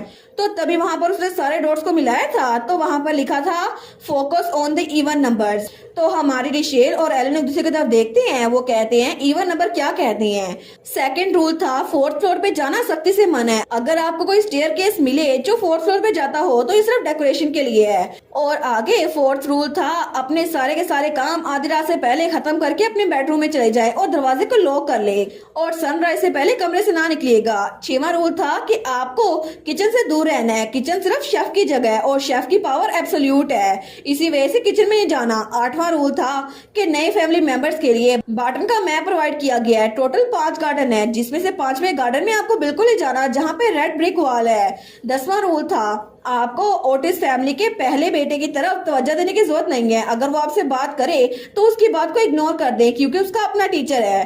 तो एलन कहता है जरूर इन रूल्स के अंदर कुछ ना कुछ छुपा होगा लेकिन तुम्हें क्या लगता है इसके अंदर हिंट कौन सा हो सकता है? हमारन कहती है मैं पूरी यकीन हूँ कि इन्हीं के अंदर कोई ना कोई हिंट होगा। मुझे लगता है कि ये सर्वर्स को प्रोटेक्ट करने के लिए नहीं था। ऑड नंबर के रूल्स आपको भी पता थे लेकिन ये देखें 10वें नंबर पे एक रूल लिखा हुआ है कि अगर आपको मीनार में जिंदा जिंदा रहना है ना, बटन के रूल्स को फॉलो करना पड़ेगा। लेकिन रॉजर के साथ बेट को जीतने के लिए मुझे लगता है हमें इन रूल्स के अपोजिट करना पड़ेगा, क्योंकि 10वां रूल है कि ओटिस फैमिली के फर्स्ट बॉर्न से बात नहीं करनी। लेकिन मैंने आपसे बात की और इसी वजह से मुझे रॉजर का पता चला। तो एलन कहता है अच्छा ये बात है, लेकिन मुझे लगता है जरूर इसमें कुछ ना कुछ होगा। रूल नंबर 4 में भी यही लिखा हुआ है कि आपको आधी रात से पहले कमरे से बाहर नहीं निकलना। लेकिन यही रात का वक्त होता है जब वो लोग अपने अपने डिजायर में बिजी होते हैं। तो रिशेल कहती है अच्छा इसी वजह से आपने कहा था कि मैं मिडनाइट के बाद आऊं। वो कहता है बिल्कुल, क्योंकि अगर तुम्हें पता हो कि तुम्हारे पास फायर है और तुम उनको डॉज करना जानती हो तो तुम उनकी नजर से बच सकती हो। इसके अलावा रोजर भी रात के इस वक्त गायब होता है। हमारा सोचती है क्या रोजर गायब होता है? तो तब वो कहती है 1 मिनट, लेकिन रोजर जाता कहाँ पर है? वो कहता है मुझे खुद नहीं पता, लेकिन एग्जैक्टली वो अपने आप को 4th फ्लोर पे बंद कर लेता है और सुबह होने तक वापस नहीं आता। उसने मुझे कभी नहीं बताया वहाँ पर क्या करता है, लेकिन वो वहाँ से निकलता ही नहीं है। तो हमारी सोचती है अच्छा लेकिन उस दिन तो मुझे बचाने के लिए आ गया था। तब वो कहती है क्या आप कभी खुद से 4th फ्लोर पे गए हैं मास्टर ओटिस? वो कहता है नहीं, वो रोजर की जगह है, वहाँ पर कोई भी नहीं जा सकता जब तक वो अलाउ ना करे। इसके अलावा जैसे ही कोई 4th फ्लोर के करीब जाने की कोशिश करता है रोजर को पता चल जाता है, लेकिन आखिर वो छुपा क्या रहा है? तभी वो एक दूसरे की तरफ देखती हैं। वो कहता है टीचर मुझे ये ना बताइएगा आप 4th फ्लोर पे जाने की बात कर रही हैं, लेकिन आप पागल हो गई हैं। मैंने आपको बताया था ना कि रोजर को पता चल जाता है। दिन के वक्त रोजर की नजरें हर तरफ होती है और रात के वक्त जब सबकी आंखें बंद होती हैं तो फिर भी उसको पता चलता है कि 4th फ्लोर पे हो क्या रहा है। तो हमारन कहती है मैं जानती हूँ ये डेंजरस है, लेकिन मुझे लगता है ये हिंट हो सकता है, हमें कोई ना कोई प्लान बनाना होगा। मैं श्योर हूँ इस बात से। तो एलन सोचता है क्या इस औरत का दिमाग खराब हो गया, इसमें कोई भी डर नहीं है। वो कहती है और आखिर किचन कैसी जगह है और 5th गार्डन? वो कहता है किचन जैसे कि बताया गया है ये शेफ की जगह है, शेफ के अलावा वहाँ पे कोई नहीं जा सकता। और जहां तक मैंने सुना है ना शेफ बाकी रोजर से बिल्कुल डिफरेंट है। रोजर ने कहा था कि शेफ वो उसकी पावर से बाहर आता है, इसी वजह से कभी कभार शेफ पे उसका बस भी नहीं चलता। हमारे सोचती है शेफ, तो वो कहती है अच्छा तो रोजर भी किसी ना किसी को अवॉइड करता है, मतलब किचन शेफ का अपना डोमेन है। और 8वां रूल था कि 5th गार्डन। तो वो कहता है 5th गार्डन सिर्फ एक सिमेट्री है, जो लोग यहाँ पर मर जाते हैं ना उनकी लाशों को वहां पे दफनाया जाता है। असल में कहा जाए तो जो रोजेस यहाँ पर रहते हैं ना कभी उनकी बॉडी गिव अप कर ही देती है, तो फिर उनको वहां पे फेंका जाता है। हमारून कहती है अच्छा लेकिन क्या ये पॉसिबल है कि किसी की बॉडी को वापस लाया जा सके? वो कहता है नहीं ये इम्पॉसिबल है। और इसके अलावा एक बार बॉडी को रोजेस ने ले लिया तो ओरिजिनल ओनर उसको रोजेस की नरिशमेंट के लिए यूज किया जाएगा। हमारी हीरोइन सोचती है इसका मतलब है मैं बच्चों को वापस नहीं ला सकती। तो तब वो सोचती है मुझे ये बेट जीतनी होगी चाहे कुछ भी हो जाए। लेकिन वो सोचती है 4th फ्लोर रोजर की जगह है तो हमें वहां पर उसके कुछ ट्रेसेस मिल सकते हैं। सबसे अहम बात यह है कि हमें 4th फ्लोर तक सेफली जाना होगा ताकि रोजर हमें पकड़े ना। लेकिन अगर रोजर की नजरें हर तरफ है तो फिर हम छुपे बगैर वहां नहीं जा सकते। और अगर हमें उसकी रेंज को अवॉइड करना है तो तभी वो सोचती है रोजर भी किसी को अवॉइड करता है। वो कहती है मुझे लगता है कि एक जगह है जहाँ पे रोजर इंटरफेयर नहीं कर सकता। वो कहती है मास्टर ओटिस मुझे लगता है कि हमें किचन जाना चाहिए। तो एलन कहता है क्या? तो रिशेल कहती है हालांकि मैं जानती हूँ कि वो जगह बहुत ज्यादा डेंजरस है, फिर भी वहाँ पे कोई ना कोई क्लू मिल सकता है। तो एलन को तो बड़ा गुस्सा आ रहा था। वो कहता है तुम्हें ये बात पता है फिर भी तुम वहां पे जाना चाहती हो, क्या तुम अपनी कब्र खुद खोने की कोशिश कर रही हो?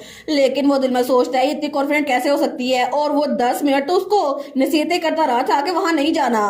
वो कहती है ऑफ कोर्स ये डेंजरस है, लेकिन मास्टर ओटिस बहुत सारी चीजें हैं जिनको हमें वहां जाकर खतरा मोल लेकर रिजोल्व करना पड़ेगा, और मैं सच में नहीं चाहती कि आपको बिल्कुल भी मरना पड़े। इसी वजह से इस बात को अचीव करने के लिए और कर्ज को ब्रेक करने के लिए हम वहां पर जाना पड़ेगा। तो मेरी कोई इंटेंशन नहीं है मैं खुद भी मरूं, तो सिर्फ एक तरीका बच गया है। तो एलन कहता है क्या तुम्हें ये बात कंफर्म है कि किचन में कुछ ना कुछ होगा? तो रिशेल कहती है क्या क्या आप मेरी हेल्प करेंगे? वो कहता है ठीक है वहां पे चलते हैं, किचन में भी या 4th फ्लोर जहां मर्जी। रिशेल कहती है मास्टर ओटिस सच्ची? वो कहता है तुम इतनी खुश क्यों नजर आ रही हो? तो हमारन कहती है वेल मुझे लगा था कि मुझे आपकी हेल्प चाहिए होगी। तो हमारा हीरो कहता है अगर एक आउटसाइडर मेरे लिए इतना रिस्क उठाने के लिए तैयार है तो फिर मुझे भी तुम्हारी हेल्प करनी चाहिए। लेकिन तभी वो वहां पर मैप बनाता है। वो कहता है और अब मैं तुम्हारी बात सुन ही रहा हूँ तो मुझे अचानक से कुछ याद आया। जब पेनी और नीरू को रोज ने ले लिया था और उसके बाद फादर गायब हो गए, तो एक दिन अचानक से मैंने देखा कि मदर कहीं जा रही हैं और वो बेसमेंट में किचन की तरफ जा रही थी। तो उस वक्त मुझे समझ नहीं आया ऐसा क्यों था, लेकिन मैं मदर के पीछे गया और मैंने उससे पूछा आप कहाँ जा रही हैं। तो मदर ने मुझे जवाब दिया चाहे कुछ भी हो जाए, मुझे उससे कितनी मर्जी नफरत हो, फिर भी मुझे उसे खाना खिलाना ही होगा। और उन्होंने यही कहा था। हमारी रिशेल सोचती है क्या खाना खिलाना होगा, मतलब वो किसी के खाने का ध्यान रख रही थी। इसका मतलब है किचन में कोई ना कोई छुपा होगा जिसके खाने का ध्यान रखने के लिए लेडी ओटिस को वहां जाना पड़ता था। तो वो कहता है उसके बाद मदर वहां पर रोजाना जाने लग गई, लेकिन तब कुछ अरसे बाद उन्होंने वहां जाना बंद कर दिया और उसी वक्त उनका दिमाग बिल्कुल खराब हो गया और उसके बाद से उन्होंने सही से बात करना भी बंद कर दी। मुझे लगता है कि किचन में जाने का उनका जरूर कोई ना कोई मकसद था। और उसी वक्त मेरे दिमाग में एक बात आई, मेरे फादर जो अचानक से बटन के क्लोज होने के बाद गायब हो गए थे, एग्जैक्टली वो थे कहाँ पर। तो एलन कहता है मैंने इसके बारे में पहले सोचा और मुझे लगा कि वो रोजर वाल्टर आखिर अगर वो मेरी जगह होता तो क्या करता। वो कभी भी किसी भी ओटिस फैमिली के मेंबर को बॉटम छोड़ने की इजाजत नहीं दे सकता। तो अगर फर्स्ट बोर्न पैदा हो गया है तो फादर की कोई जरूरत नहीं है, लेकिन फिर भी उसने फैमिली को बढ़ाना था, तो आखिर वो मेरे फादर का क्या करेगा।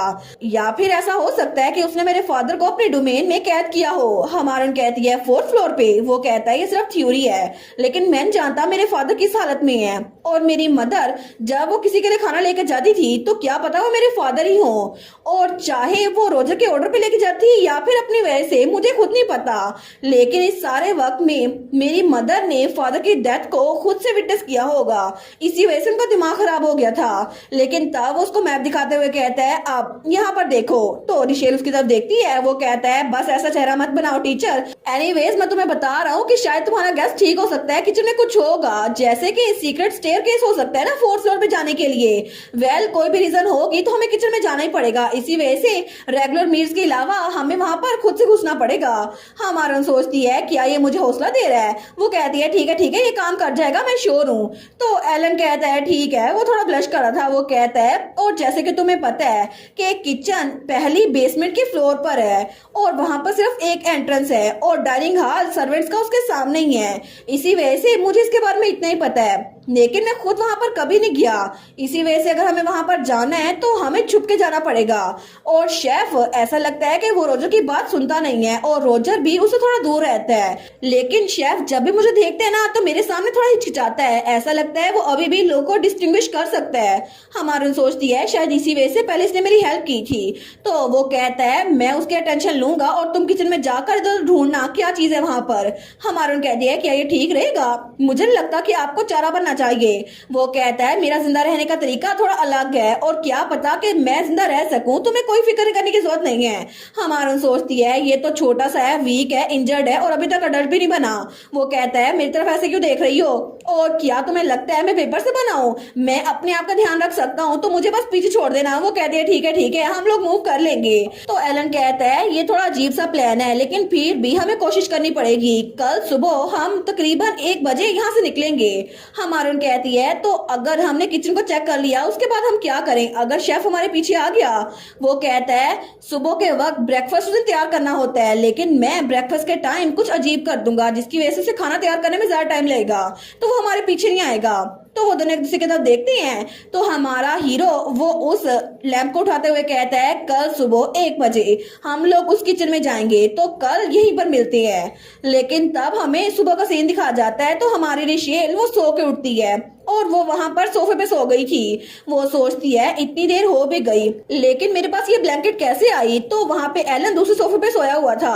वो सोचती है मैं तो निकलने वाली थी लेकिन उन्होंने मुझे रोक लिया। जब मैं निकलने लगी थी ना तो उन्होंने कहा था अच्छा यहीं पर रुक जाओ। तो मैंने कहा था क्या, तो एलन ने कहा था इस वक्त वो चीजें बाहर फिर रही हैं, तुम्हें सच में लगता है तुम जा सकती हो, सुबह होने का इंतजार करो फिर निकल जाना। तो हमारी रिशेल सोचती है शायद हमने कल सही से बात की ना, इसी वजह से मुझे थोड़ा अच्छा लग रहा है और आज मैंने थोड़ी सी नींद भी ले ली है ना तो मुझे रिफ्रेश लग रहा है। वो एलन के पास आती है, वो कहती है मास्टर ओटिस मैं बाहर जा रही हूँ। तो एलन उसकी भी आंख खुलती है, वो कहता है मैं भी तुम्हारे साथ चलता हूँ। तो हमारून कहती है आपको मेरे साथ जाने की जरूरत नहीं है। वो कहता है नहीं, मुझे भी अपने कमरे में वापस जाना है। लेकिन वो सोचती है इस वक्त तो ये बिल्कुल छोटे बच्चों की तरह लग रहा है, ये तो अपने बहन भाइयों की तरह लग रहा है। लेकिन तभी एलन अपना कोट पहनता है, तो तब उसको देखती है तो एलन कहता है ठीक है चलो बाहर चलती है। हमारून सोचती है इसको देखकर तो मुझे अभी भी बिल्कुल वैसा ही लग रहा है जैसे एक प्रिंस वो किसी कैसल में फंसा हुआ हो, जैसे मैंने बचपन में कहानी पढ़ी थी ना, बिल्कुल वैसे ही फेरी टेल की तरह। तो तभी दोनों दरवाजे के पास आते हैं तो वो दरवाजा खोलने लगती है। हमारून सोचती है क्या सच में ये बिल्कुल ठीक रहेगा। लेकिन तभी दरवाजे के बाहर कोई खड़ा हुआ था, तो वो कहता है तुम दोनों। हमारी रिशेल जैसे ही सामने देखती है ना तो वहां पर रोजर खड़ा था। वो कहता है तुम दोनों थोड़ा जल्दी उठ गए। तो हमारी हीरोइन उसको देखकर बिल्कुल शॉक हो गई थी।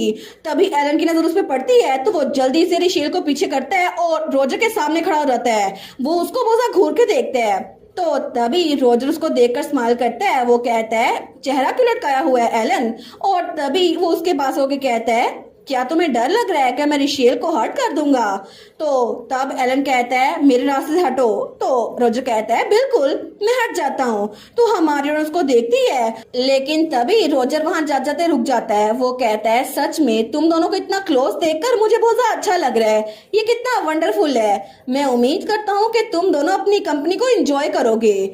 लेकिन तब वहां चला गया था तो रिशेल और एलन वहीं पर थे। वो सोचती है ये आदमी रोजर वाल्टर, आखिर इसने हमें नोटिस तो नहीं कर लिया, लेकिन इसे कैसे पता कि हम दोनों स्टडी में थे।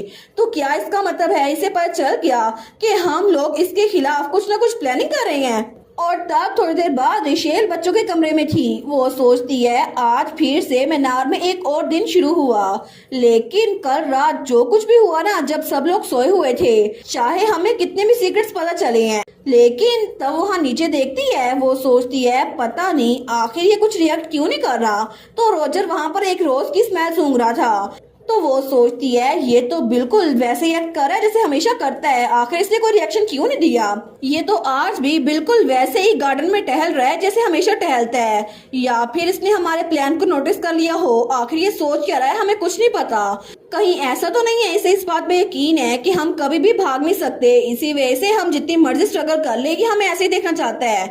क्या ये इसको कॉन्फिडेंस है या ये हमारा मजाक उड़ा रहा है। तभी पीछे से बच्चे कहते हैं टीचर आप यहाँ पर क्या कर रही हैं। तो रिशेल कहती है कुछ नहीं, मैं तो आसमान को देख रही थी। तो पेनी कहती है कितना बोरिंग है ना। नीरू भी कहता है बड़े लोग तो ऐसे ही होते हैं। रिशेल सोचती है मेरे एक्सप्रेशन इतने डार्क नहीं लग रहे हैं ना, लेकिन मैं बच्चों के बारे में क्या करूं, ये दोनों तो लिटिल रोजेज हैं। क्योंकि जैसे ही मुझे रोजर का असली नाम पता चला तो ये बच्चे भी गायब हो जाएंगे, क्योंकि ये भी रोजेज हैं। सुबह के वक्त ये लोग बिल्कुल बच्चों की तरह एक्ट करती हैं, लेकिन रात को ये भी वो चीजें बन जाती हैं। फिर भी मैंने जितना कुछ पता किया है, इसके बावजूद भी मैं बच्चों को अकेला नहीं छोड़ सकती। तो बच्चे कहते हैं टीचर, और उसको कुछ देते हैं। हमारी रिशेल उसको देखती है तो वो एक पेंटिंग थी। तो दोनों बच्चे कहते हैं टीचर गैस करें ना ये कौन है। हमारी रिशेल उसको देखकर स्माइल करती है। वो कहती है तुम लोगों ने बहुत अच्छी ड्राइंग की है, ये तो टीचर पेनी और नीरू है। तो वो दोनों को गले लगा लेती है। तो बच्चे कहते हैं हमने अच्छे से ड्रा किया ना, पेनी और नीरू तो बेस्ट है ना। तो हमारी हीरोइन को देखती है। वो सोचती है एक बार मैंने रोजर का नाम पता कर लिया तो उसके यहाँ से जाते ही ये बच्चे जिनको रोजर की वजह से बनाया गया है ये भी गायब हो जाएंगे, है ना। लेकिन फिर भी इनके मास्टर के गायब होते ही ये बच्चे यहाँ पे नहीं रुक सकते। मेरी कोई इंटेंशन नहीं है कि मैं मास्टर एलन से कहूँ कि इन बच्चों को अपने साथ लेकर जाएं, लेकिन तभी वो बच्चों के बाल बिगाड़ने लग जाती है। तो बच्चे कहते हैं टीचर बस करे ना, गुदगुदी हो रही है। लेकिन तभी पेनी कहती है टीचर और करे ना, मजा आ रहा है। तो हमारी सोचती है क्या हम हमेशा के लिए इस मीनार में ऐसे नहीं रुक सकते जैसे अभी हैं, हमेशा के लिए बिना किसी फेयरवेल की तैयारी किए। क्या ये काफी नहीं होगा। लेकिन मुझे लगता है मुझे अपनी सोच को पीछे धकेलना पड़ेगा, क्योंकि आज रात 1 बजे मैं फिर से एलनोटिस के साथ जाकर इस मेंशन के बारे में कुछ पता करने वाली हूँ। हमें रात का वक्त दिखाया जाता है जब एलन और रिशेल वो लोग किचन की तरफ जा रहे थे। तो हमारी हीरोइन हमें बताती है उस रात मूव करना बिल्कुल भी डिफिकल्ट नहीं था। एक्चुअली मुझे एलन ने कहा था एक और रास्ता है जो कि अंडरग्राउंड की तरफ जाता है, और तब वो लोग सीढ़ियां उतर रहे थे। लेकिन कमरे में निकलने से पहले उन्होंने पहले ही प्लानिंग कर ली थी। तो एलन कह रहा था एक सीक्रेट पैसेज है जो कि हेड शेफ डिशेस को मूव करने के लिए यूज करता है और उस सीक्रेट पैसेज पे जाने के लिए उन्हें हॉलवे में से गुजरना था, लेकिन वो सारी चीजें वहीं पर थी। तो एलन कहता है हमें उस पैसेज को यूज करके किचन तक जाना होगा। रोजेस शेफ से डरते हैं तो वो कभी भी इस पैसेज के करीब नहीं आएंगे और ये सबसे ज्यादा सेफेस्ट है। लेकिन रात के वक्त वो दोनों वहां से लालटेन लेकर भाग रहे थे। वो कहता है टीचर वहां देखें, वो है वो रास्ता, और उनको वो जगह मिल भी गई थी। तो जब रिशेल ने उससे पहले पूछा था बाय एनी चांस अगर हम उस पैसेज में हेड शेफ से टकरा गए तो फिर, तो एलन ने कहा था नहीं, अगर कुछ स्पेशल ना हो तो हेड शेफ कभी भी किचन नहीं छोड़ता। वो इस पैसेज में खुद नहीं आएगा, रात के वक्त तो बिल्कुल नहीं, जब खाने का टाइम नहीं है। और तब बड़ी मुश्किल से वो उस जगह पे पहुंच गए थे तो दोनों को सांस चढ़ा हुआ था, लेकिन दोनों उस पैसेज की तरफ देखते हैं तो वो सच में हर एक फ्लोर पे जा रहा था। तो एलन कहता है टीचर तुमने ठीक कहा था, डेफिनेटली आज कॉरिडोर से गुजरना आसान था। हमारून कहती है कल जरा मुश्किल था है ना। वो कहता है नहीं, मुझे लगता है रोजर ने उनको ऑर्डर दिया होगा। ये उसका एक तरह से कहने का तरीका है कि हम जितनी चाहे उतनी स्ट्रगल कर सकते हैं। वो बास्टर, उसे हमें उम्मीद देकर उसको तोड़ने में बड़ा मजा आता है। तो रिशेल कहती है हमारे लिए तो अच्छा है ना, ये अच्छा चांस है जब दुश्मन वो अपना गार्ड डाउन किए हुए हम हमला कर दें। तो तब वो आगे बढ़ते हुए कहता है बिल्कुल ऐसे ही करते हैं। हेड शेफ वो इस पैसेज को हर फ्लोर पर फूड कार्ट लाने के लिए यूज करता है। मुझे इसके बारे में तब पता चला जब मैं बचपन में मेंशन में इधर उधर घूम रहा था। तो हमारे उसको देखती है, वो सोचती है ये तो बड़ा तेज चल रहा है। तो तभी रिशेल जल्दी से उसके पास आती है। वो कहती है मास्टर ओटिस, लेकिन तभी वो उसकी स्लीव पकड़ने लगती है और गलती से उसका हाथ पकड़ लेती है। तो एलन वो जल्दी से उसके पीछे होता है। वो कहता है क्या टीचर, हमारी हीरोइन सोचती है मैं तो इसकी स्लीव पकड़ने वाली थी। तो वो कहता है केयरफुल रहो, यहाँ पर सेंस ऑफ सेफ्टी जरा कुछ भी इम्पोर्टेंट नहीं है। तो रिशेल कहती है यहाँ पर तो बाहर जरा अंधेरा है, यहाँ पर तो कोई विंडो या लैंप भी नहीं है, और मैं तो बस ये कह रही थी कि हमें केयरफुली मूव करना चाहिए। तो एलन आगे बढ़ते हुए कहता है मैं केयरफुल ही हूँ, तुम्हें पता है ना, लेकिन सीरियसली अगर ऐसा ही था तो मुंह से कह देती, मेरा हाथ पकड़ने की क्या जरूरत थी। तो रिशेल सोचती है मुझे इसे डराना नहीं चाहिए था, ये तो पहले भी अपना हाथ पकड़ने की वजह से बड़ा गुस्सा हो गया था। लेकिन एलन आगे जा रहा था और वो थोड़ा सा ब्लश भी कर रहा था, लेकिन उसके सामने गुस्सा दिखा रहा था। तो रिशेल सोचती है अच्छा मैं समझ गई, ये थोड़ा सा मूडी है। लेकिन थोड़ी देर बाद वो लोग उस पैसेज के जरिए ग्राउंड फ्लोर तक जा रहे थे। तो रिशेल सोचती है सच में यहाँ पर हमारे अलावा कोई भी नहीं है और ये जगह कार्स को धकेलने के लिए बनाई गई है, बिल्कुल स्लोपी सी। लेकिन वहां पर उन्हें एंड पे एक और दरवाजा मिल गया था जो कि ग्राउंड फ्लोर के कॉरिडोर का था। तो तब एलन उसे रुकने का इशारा करता है। वो कहता है रुको, पहले मुझे देखना होगा यहाँ पर कोई है तो नहीं। लेकिन जैसे ही वो थोड़ा सा दरवाजा खोल के देखते हैं ना, वो कहता है यहाँ पर कोई भी नहीं है, सब लोग बिल्कुल यहाँ से दूर हैं। जैसा मैंने एक्सपेक्ट किया था ना, हेड शेफ वाले फ्लोर पर कोई भी रोज नहीं आता। हमारन कहती है क्या हमें अपनी आवाज कम नहीं करनी चाहिए। तो एलन कहता है हेड शेफ उसकी हेयरिंग थोड़ी पुअर है लेकिन उसकी सेंस ऑफ स्मेल बहुत ज्यादा शार्प है। तो रिशेल सोचती है ओ नो, कहीं मैंने कोई परफ्यूम तो नहीं लगाया। लेकिन तभी एलन आगे बढ़ता है। वो कहता है चलो चलती हैं, और जैसे वो दरवाजा खोलता है तो वहां पे मेड्स के लिए खाने के टेबल लगे हुए थे। तो वो कहता है सच में उनको ऐसी जगह पर खाना खिलाया जाता है, इसी वजह से कोई भी मेड या सर्वेंट ज्यादा देर तक टिकता नहीं है। तो रिशेल कहती है बिल्कुल। वो सोचती है यहाँ पर तो प्रॉपर फर्निशिंग भी नहीं हुई और हवा भी बिल्कुल ठंडी है और यहाँ पर सर्वेंट्स रहा करते थे, इसी वजह से कोई भी जिंदा सर्वेंट यहाँ पर रह नहीं पाता। लेकिन तभी उसे जिंदा सर्वेंट्स में से उसी मेड की याद आती है जो उसके कमरे में रोज छोड़ के गई थी। तो एलन कहता है किचन बिल्कुल सामने ही है, लेकिन मुझे नहीं पता कि किचन के पार आगे क्या होगा। तो रिशेल कहती है क्या मतलब। वो कहता है आपके वापस लौटने का सिर्फ यही टाइम है, मुझे लगता है कि यहाँ से आगे 2 लोग को जाने की जरूरत नहीं है। अगर आपको वापस लौटना हो तो अभी लौट सकती हैं, आगे इसके बाद कुछ नहीं होगा। लेकिन रिशेल वो उसके सामने आती है। तो एलन कहता है क्या। वो उसके सामने आकर कहती है हम दोनों बिल्कुल नहीं मरने वाले, हम लोग जिंदा रहेंगे, इसी वजह से ये बात बिल्कुल मत भूलना। तो एलन वो कुछ बोलने लगता है, लेकिन तभी उन्हें किचन की तरफ से बहुत ज्यादा चिल्लाने की आवाज आती है। तो दोनों उस तरफ देखते हैं। हमारे सोचती है आखिर ये किसकी आवाज थी। वो उस तरफ बढ़ने लगती है तो वो उसको रोकता है। वो कहता है मैंने भी ये आवाज सुनी, काम डाउन टीचर, हमें केयरफुली मूव करना होगा। तो हमारी हीरोइन वो सोचती है आखिर ये आवाज ये थी क्या। मुझे लगता है कि ये आवाज ये मैंने पहले भी कहीं सुन रखी है। लेकिन तभी वो लोग उस तरफ बढ़ते हैं तो वहां पर 2-3 दरवाजे छोड़कर ही वो लोग किचन के सामने पहुंच गए थे। तो जैसे ही वो किचन के मेन डोर के सामने थे ना तो तब वो आवाज आना बंद हो गई थी। हमारा सोचती है वो चीखने चिल्लाने की आवाजें बंद हो गई। तो वहां पर वो लोग हल्का सा दरवाजा खोलते हैं। रिशेल जब सामने देखती है तो किचन बिल्कुल खाली था, वहां पर कोई भी नहीं था, बस सामान पड़ा था और कुछ लाइटें जल रही थी और वहां पर आग भी जल रही थी और मोमबत्तियां भी। हमारा सोचती है यहाँ पर तो ज्यादा लाइट्स भी नहीं है। लेकिन तभी उसे बहुत ज्यादा बुरी स्मेल आती है। वो सोचती है आखिर ये स्मेल है कैसी, जैसे कोई चीज गल सड़ रही हो। लेकिन तब वो सोचती है क्या जिस इंसान के चिल्लाने की आवाज आई थी वो यहाँ पर नहीं है। वो कहती है मिस्टर ओटिस हेड शेफ। तो तभी एलन उसका दरवाजा खोले से रोकता है। वो कहता है होल्ड ऑन।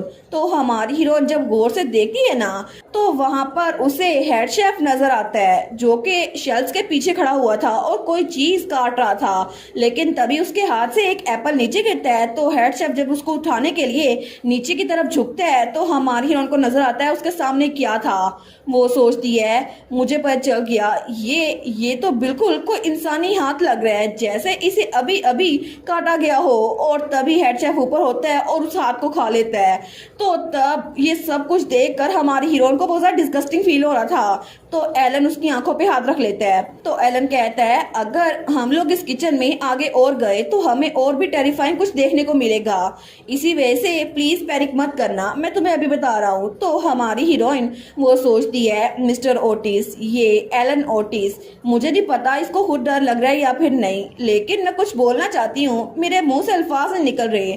फिर भी ये ट्रॉमा इसने खुद भी झेला हुआ है। तो वो उसका हाथ उठाते हुए कहती है मैं बिल्कुल ठीक हूँ, तुम्हें फिक्र करने की जरूरत नहीं है, और वैसे भी हमारे पास शौक होने का बिल्कुल टाइम नहीं है। एलन कहता है बिल्कुल। हमारी हीरोइन कहती है ठीक है, और वैसे भी मैं कोई बुज़दिल नहीं हूँ ना ही डरपोक। तो एलन कहता है तुम प्रिटेंड करियो कि तुम ठीक हो, लेकिन क्या तुम्हें वो दरवाजा नजर आ रहा है। तो हमारी हीरोइन जब सामने देखती है तो उस किचन के अंदर आगे 2-3 दरवाजे थे।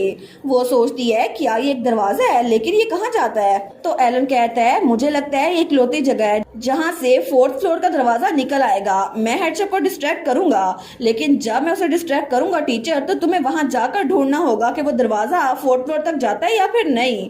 तो हमारून कहती है तुम आखिर हेड शेफ को डिस्ट्रैक्ट कैसे करोगे।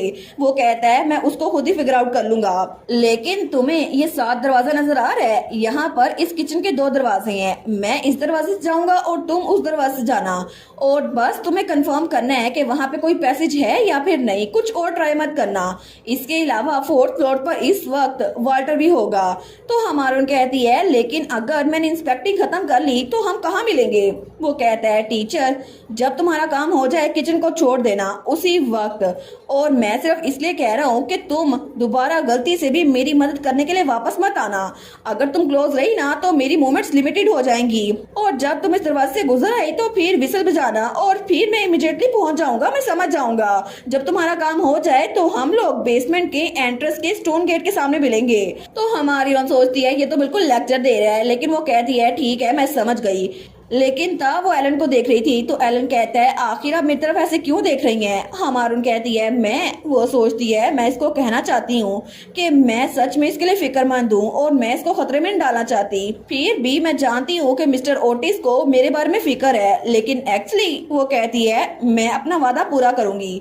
तो एलन वो उसके बाल पीछे करता है। वो कहता है तुमने मुझे कहा था कि हमें जिंदा रहना होगा, इसीलिए मैं अपनी पूरी बेस्ट करूंगा कि बिना मरे काम पूरा कर सकूं। और तभी वो ब्लश करते हुए थोड़ा पीछे होता है। वो कहता है तुम बस अपने आप को इस मुसीबत में मत धकेलना, बस तुम्हें ये ढूंढना होगा कि वहां पे 4th फ्लोर का कोई दरवाजा है या फिर नहीं, बाकी काम हम मिलके कर लेंगे किसी और दिन। तो तब उसे दूसरे गेट की तरफ भेजते हुए कहता है इसलिए जाओ और मेरे बारे में फिक्र मत करो।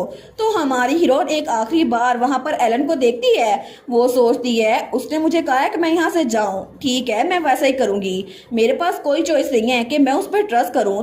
तो वो जल्दी से दूसरे दरवाजे की तरफ भाग के जाती है। तो हमारी हीरोइन दूसरे दरवाजे से किचन में दाखिल हो गई थी, लेकिन वो छुप कर हेड शेफ को देख रही थी। तो हेड शेफ उसके मुंह पर और बाजू पर खून लगा हुआ था। वो सोचती है आखिर ये है क्या, लेकिन कुछ भी हो जाए रिशेल हावर्ड, तुम्हें खुद पे काबू रखना होगा। तो तब वहां से छुप के जा रही थी, लेकिन तभी वहां पे एलन कुछ करता है जिसकी वजह से हेड शेफ बहुत ज्यादा गुर्राता है। तो हमारी हीरोइन सोचती है मैं समझ गई, एलन ने इसको डिस्ट्रैक्ट कर दी है, लेकिन आखिर मिस्टर ओटिस वो है कहाँ पर। नहीं, इसके बारे में बाद में सोचूंगी, अभी के लिए मुझे वो काम करना होगा जिसके लिए मुझे यहाँ भेजा गया है। तो वो उस मेन दरवाजे की तरफ देखती है जो किचन के अंदर था। तो उस दरवाजे के अंदर आगे 2-3 और कमरे थे। वो सोचती है इनमें से एक फूड स्टोरेज है और दूसरा कमरा वो दरवाजा बंद था। वो सोचती है मुझे जल्दी करनी होगी, क्या ये दरवाजा बाहर की तरफ निकलता है, लेकिन क्या ये 4th फ्लोर की तरफ पैसेज नहीं है। तो तभी वो उस दरवाजे को खोलने लगती है, लेकिन तभी वहां पर थोड़ी सी दूर सीढ़ियां बनी हुई थी और उसके ऊपर एक दरवाजा था। हमारी हीरोइन जल्दी से भाग कर जाती है। वो सोचती है ये दरवाजा ऊपर की तरफ जा रहा है, तो मे बी ये दरवाजा हो 4th फ्लोर की तरफ जाने वाला। लेकिन तभी रिशेल जल्दी से उस दरवाजे को खोलने लगती है, फिर भी बहुत ज्यादा जोर लगाने के बावजूद भी वो दरवाजा नहीं खुल रहा था। हमारी सोचती है ये खुल क्यों नहीं रहा, तो वहां पे एक की होल बना हुआ था। हमारी सोचती है एक की, क्या मुझे एक की चाहिए।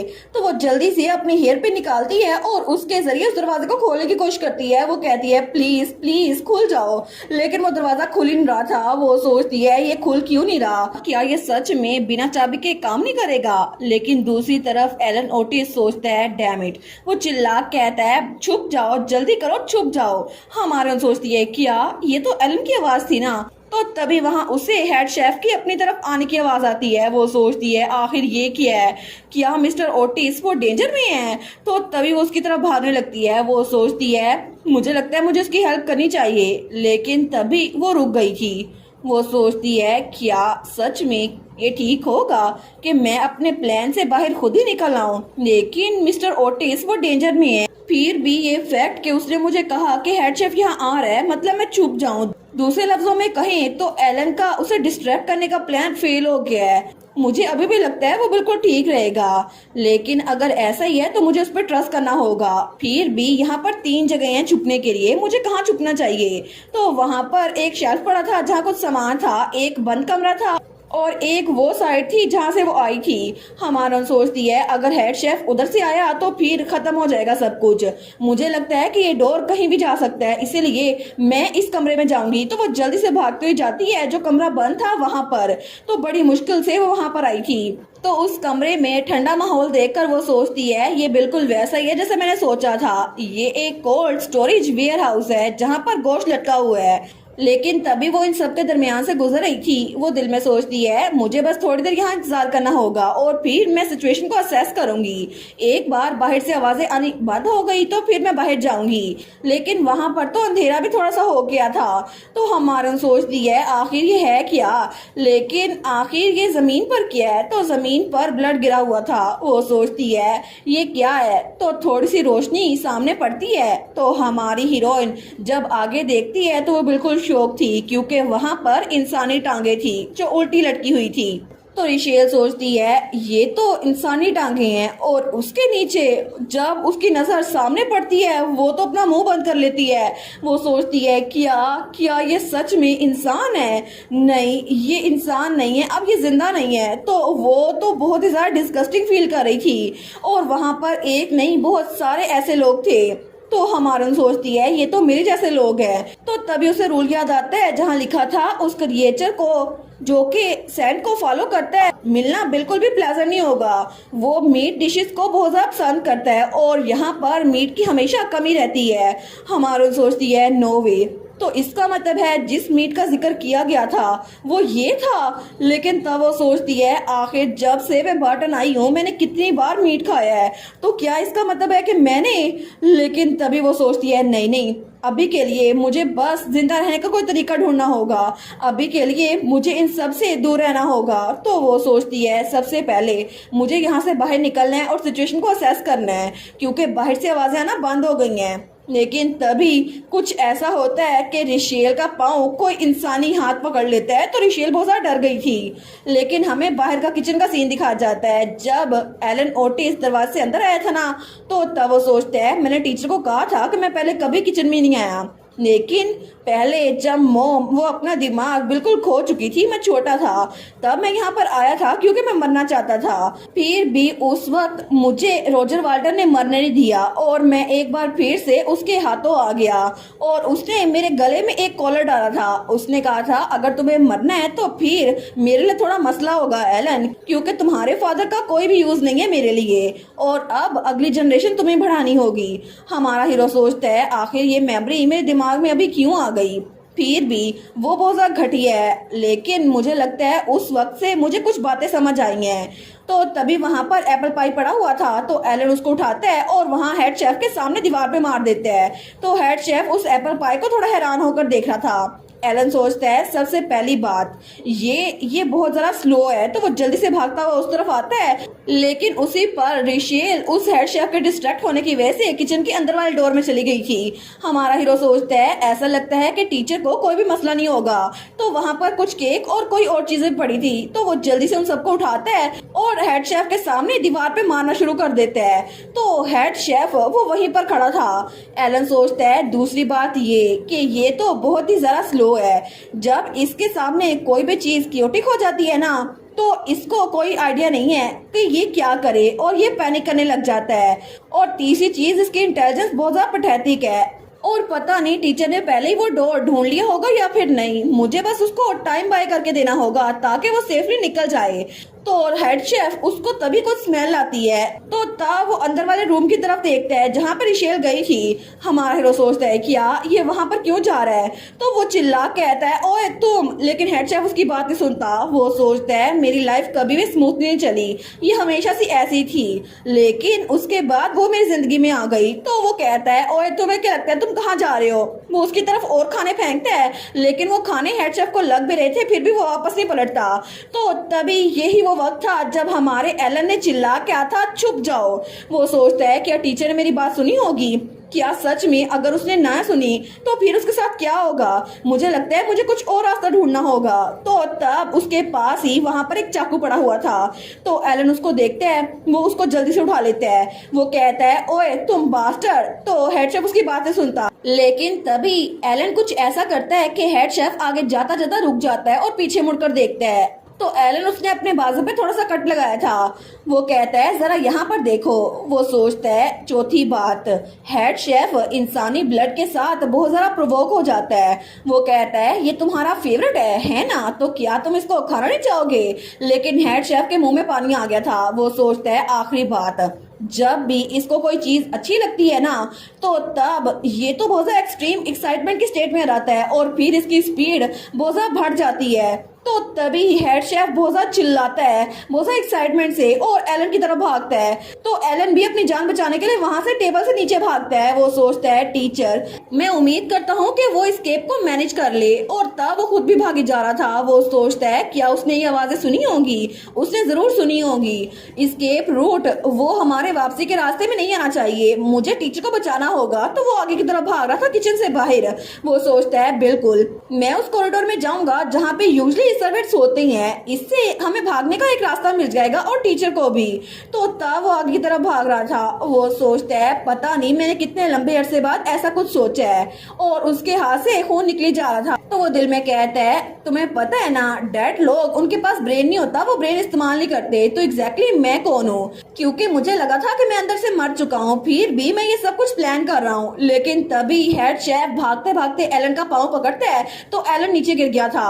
वो सोचता है मैं इतनी मुश्किल से भागने की कोशिश क्यों कर रहा हूँ जैसे मुझे जीना हो। लेकिन तभी वो हेड शेफ का हाथ पीछे तक खेलता है और आगे की तरफ भाग रहा था। तो वो दिल में सोचता है अगर मैं मर गया, अगर सिर्फ मैं मर गया, तो क्या सच में मुझे वो मिल जाएगा जो मैं चाहता हूँ। लेकिन तभी उसे अपने करीब से आवाजें आती हैं, अचानक से तुम जीना चाहते हो, क्या तुम सच में जीने के लिए स्ट्रगल कर रहे हो। और वहाँ पे उसको हेलुसिनेशन हो रही थी, जहाँ पे पेनी और नीरू कहते हैं तुम्हारी हिम्मत कैसे हुई, हमारे मरने के बाद भी तुम जिंदा हो एलन।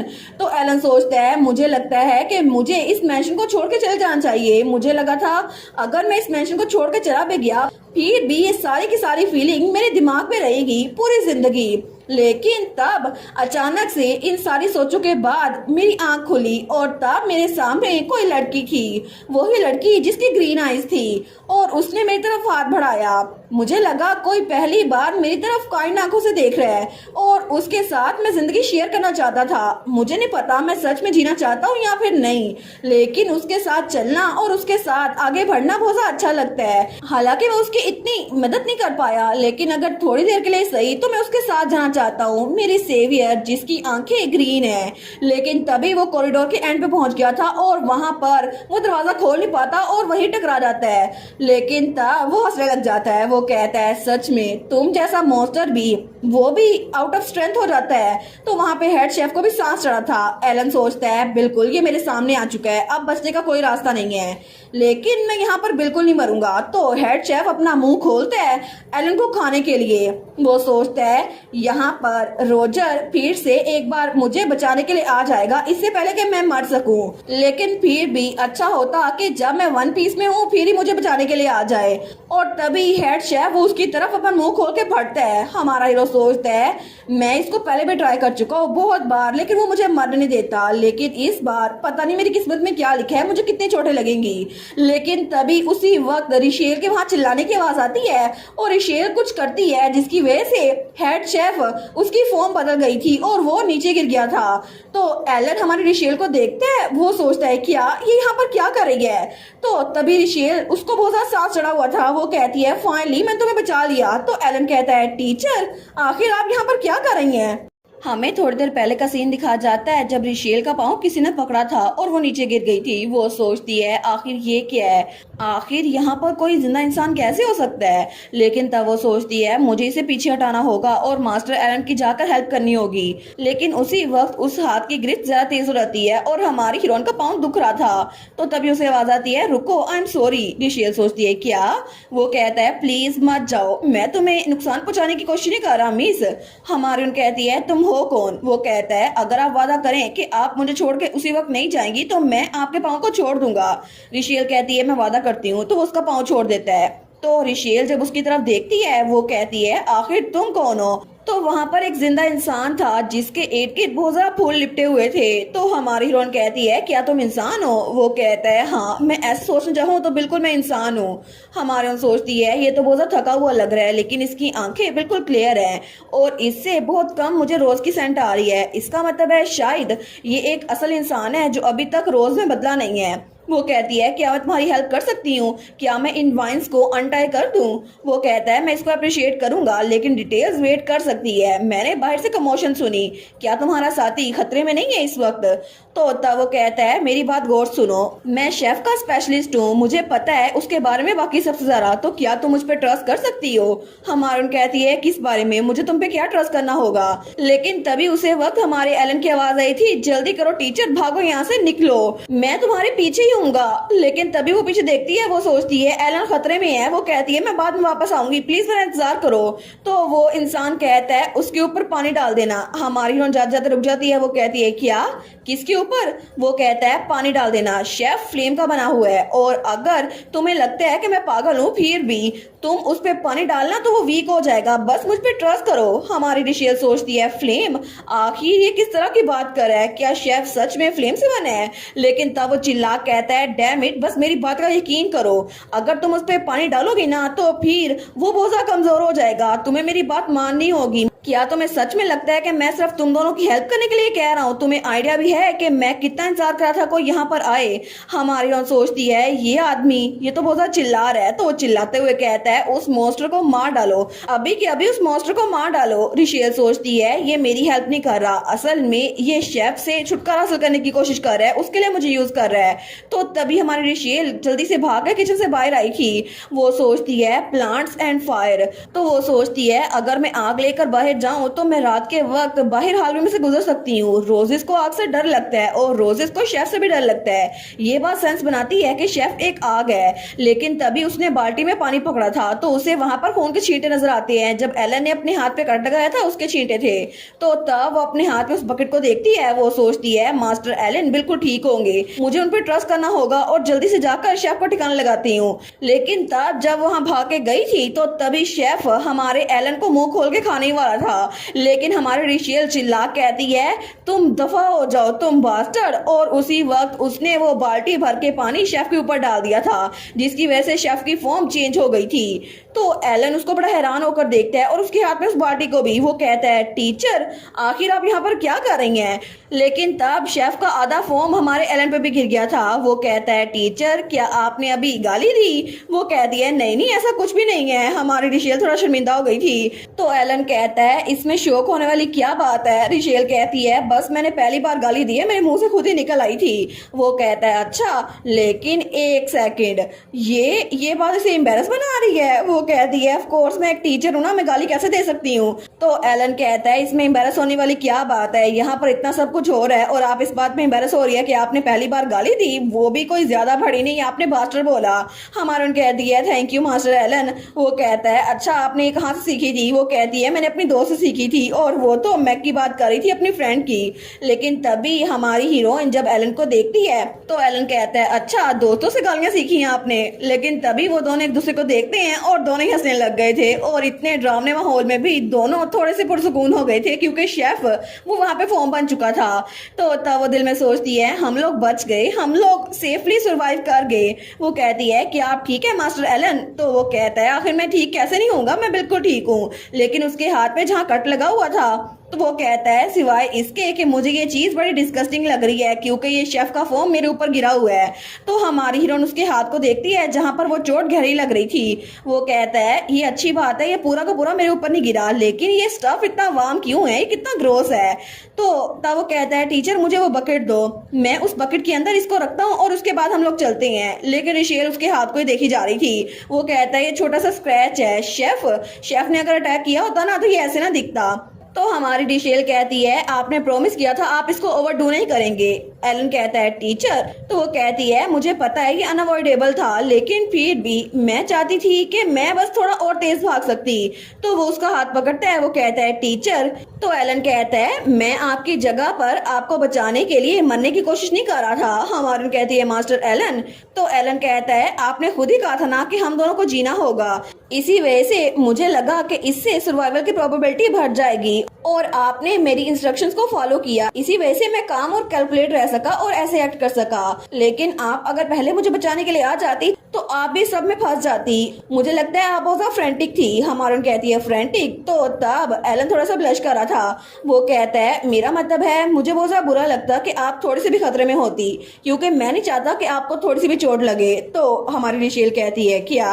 तो वो बेचारी को समझ नहीं पाती, वो भी ब्लश कर रही थी। तो वो उसको बकेट पकड़ाते हुए कहती है बकेट ले लो। वो कहता है ठीक है थैंक यू। तो दोनों उस फोम को उस बकेट के अंदर डाल रहे थे। वो कहता है एनीवेज थैंक यू मुझ पर ट्रस्ट करने के लिए और थैंक यू मुझे बचाने के लिए, बस हर एक चीज के लिए थैंक यू। वो तो बड़ा ब्लश कर रहा था। तो हमारी रिशेल भी कहती है हाँ बिल्कुल। वो कहता है बाय द वे आखिर आपने शेफ के साथ किया है कि वो ऐसे पिघल गया?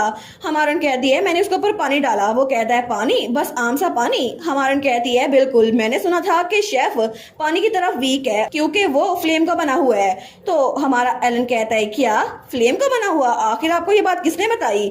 आखिर आप किससे मिली थी? तो रिशेल स्माइल करती है। वो कहती है चले चलते हैं मास्टर एलन, मुझे आपको किससे इंट्रोड्यूस करवाना है। और तब रिशेल उसको कोल्ड स्टोरेज रूम की तरफ लेके जा रही थी, लेकिन तब उसने वो बकेट उठाई हुई थी। तो एलन कहता है मैंने कहा ना इसको मैं उठा लूंगा। तो रिशेल कहती है नहीं आपको ओवरडू करने की जरूरत नहीं है, वैसे भी आपके हाथ में चोट लगी है।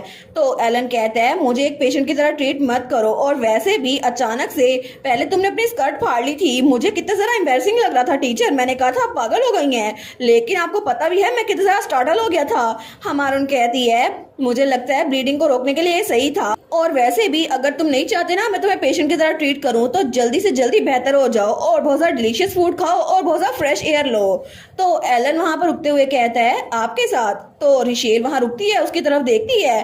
तो एलन वो कुछ नहीं बोलता। तो रिशेल स्माइल करते हुए कहती है बिल्कुल मेरे साथ, और तुम्हें तैयारी करनी चाहिए क्योंकि जितने ज़्यादा रेस्टोरेंट मैं जानती हूँ ना, यहाँ से निकलने के बाद तुम सबका खाना खा खा के थक जाओगे, तो मेक श्योर करना कि तुम एक्सरसाइज करो। वो कहता है ठीक है, लेकिन उसके बाद वो लोग उस स्टोरेज रूम के बाहर पहुंच गए थे।